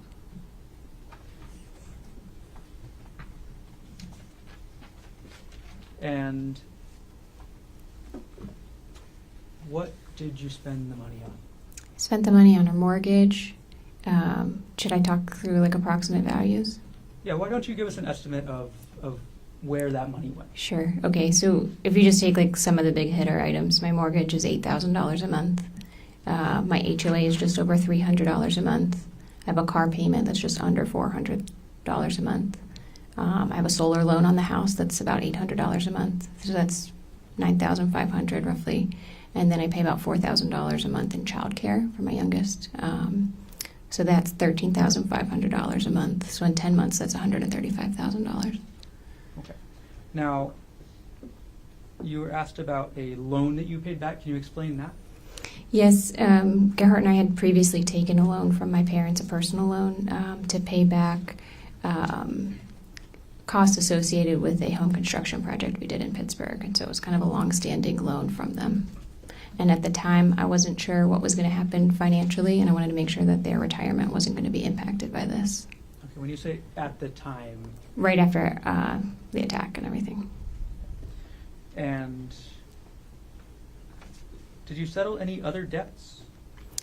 I did. I paid off Gerhardt's outstanding credit card balances, just so those wouldn't be overdue again. That was joint marital debt, so I tried to pay down joint marital debt. Okay. Do you remember how much of that joint marital credit card debt you paid off? I don't remember the values. I apologize. Okay. If you were to see your bank statements again, would you be able to remember? Yes. Okay. I'm going to approach with what's been marked as states 156.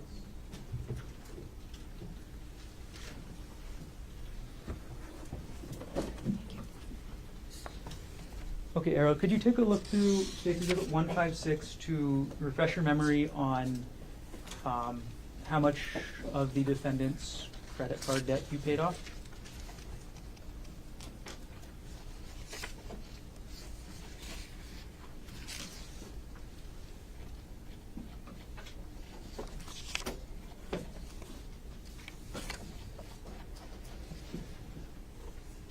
And when you've reviewed, let me know.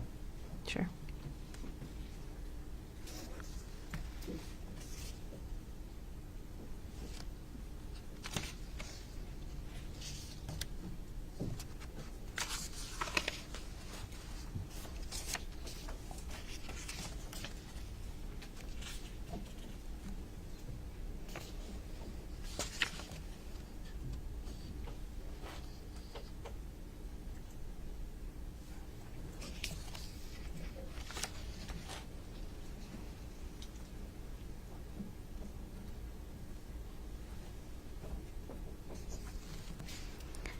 There's one for. I'm sorry.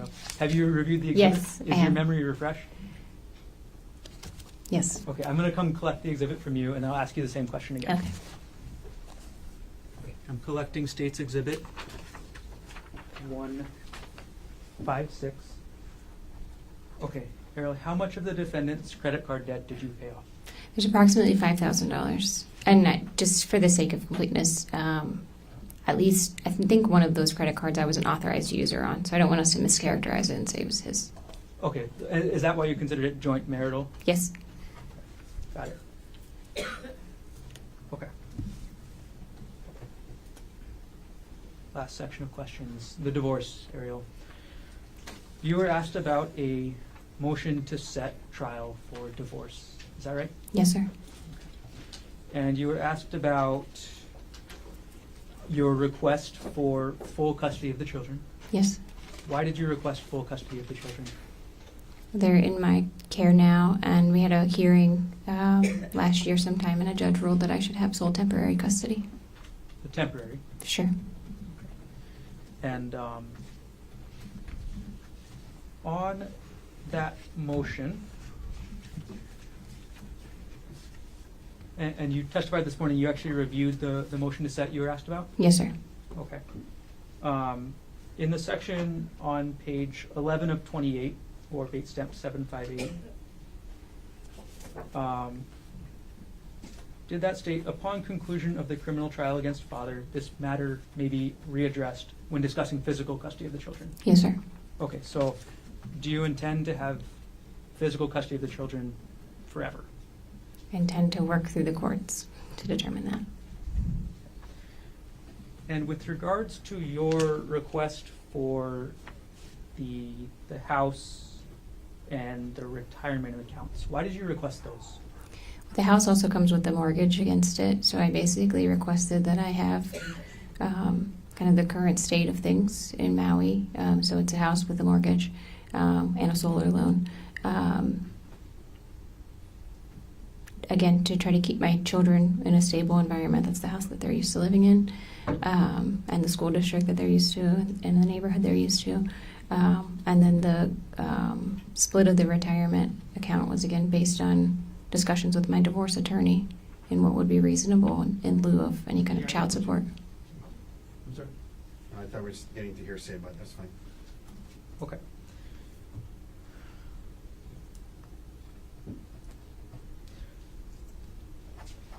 I'm going to show you what's been marked as Defense Exhibit 187, page 12 of 28, bait stamp number 759, at the very top of the page, under number 3, child support. I've had to use states or Defense 187. Could you review that paragraph at the top of the page? Yes. Okay. Have you reviewed the paragraph? Yes. Okay. Okay. I'm going to retrieve the exhibit from you now. Okay.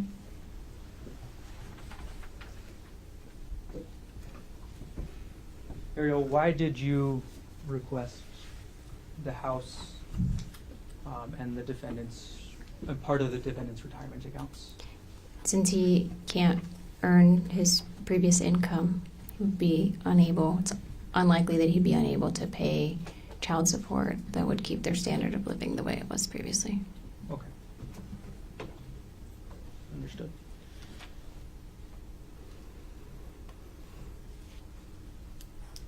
Last things.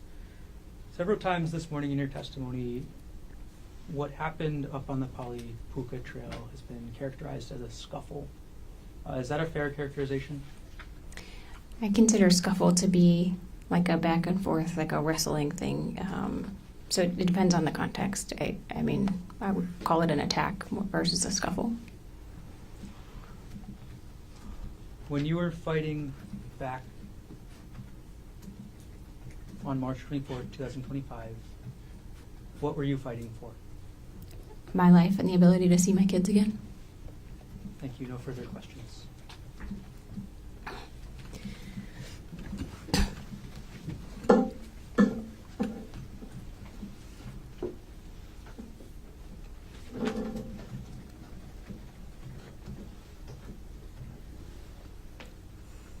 Mr. Otake, recross based on what else on redirect. Thank you.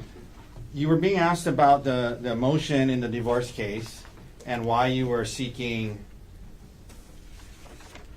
child support or why you were seeking the house and his retirement, and you said because he can't earn his same income. And what you wrote in what was written in the report is that because he's incarcerated, correct?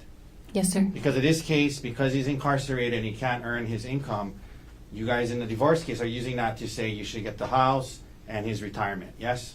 Yes, sir. You indicated when you were asked about physical custody, prosecutor pointed out that you have temporary physical custody, you're seeking physical custody, but it was written in that motion, upon conclusion of the criminal trial against father, this matter may be readdressed, correct? Yes, sir. Meaning you understand if he's found not guilty, it can be readdressed and he can try to get physical custody of the kids, right? Yes, sir. I understand that. And if he's contrary to that, found guilty, you know that he's not going to be able to have custody of the kids, right? Yes, sir. And then you would get full custody of them for the remainder of their juvenile life, correct? Yes, sir. He wouldn't be able to see them or have a relationship with them for the rest of their juvenile life. You understand that if he's convicted, right? And that's why you guys wrote that in there, right? Yes, sir.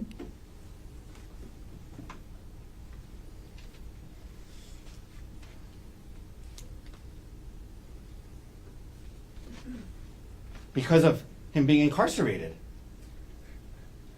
You wouldn't be able to see them, or you wouldn't be able to have custody of them till they're adults. Cumulative.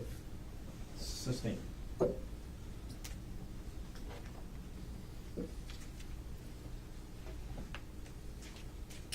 You and your divorce attorney are using the allegations in this case as a basis to ask for certain things in the divorce and custody case, correct? Objection argumentative. No overrule. Correct? Yes, in certain cases where it's applicable. You were asked about this idea again about it being an emotional affair, emotional infidelity, and that's how you and Gerhardt talked about it and described it, correct? Yes, sir. When the detective asked you the question, did you have an affair? You said no, correct? That's correct, sir. You didn't say, well, sir, we didn't have sex, but we've been talking about it as an emotional affair. You could have said that, but you didn't, correct? That's correct. I did not say that. You described it to the detective as some flirty text messages, correct? That's correct. That's what it was. To this day, in front of this jury, that's how you're still describing it.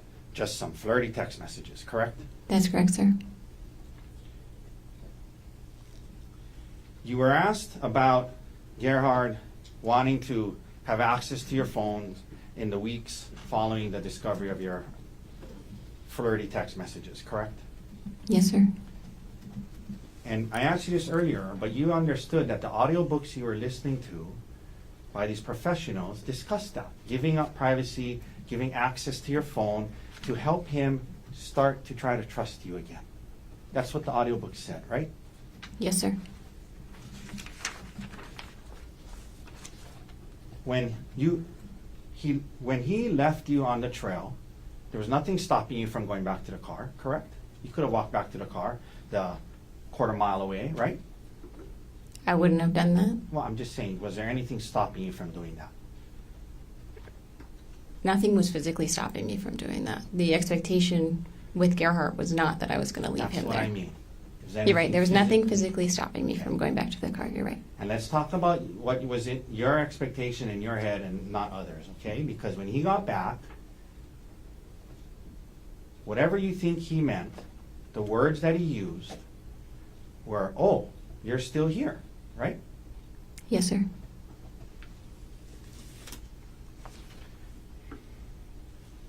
Let me, so you were asked about the number of times you're hit with a rock, and you told the grand jury as many as 10 times, yes?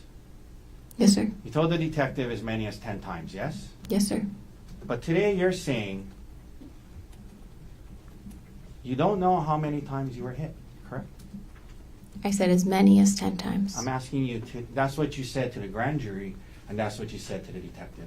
Today on redirect, when you were asked about that, your words were, I don't know how many times I was hit, correct? Objection misstates the testimony. No overrule. That's what you just said. I don't know how many times I was hit, right? I don't know an exact number of times that I was hit. The credit card that you were paying off, at least some of that was a joint credit card that you were on as well, correct? As stated, yes.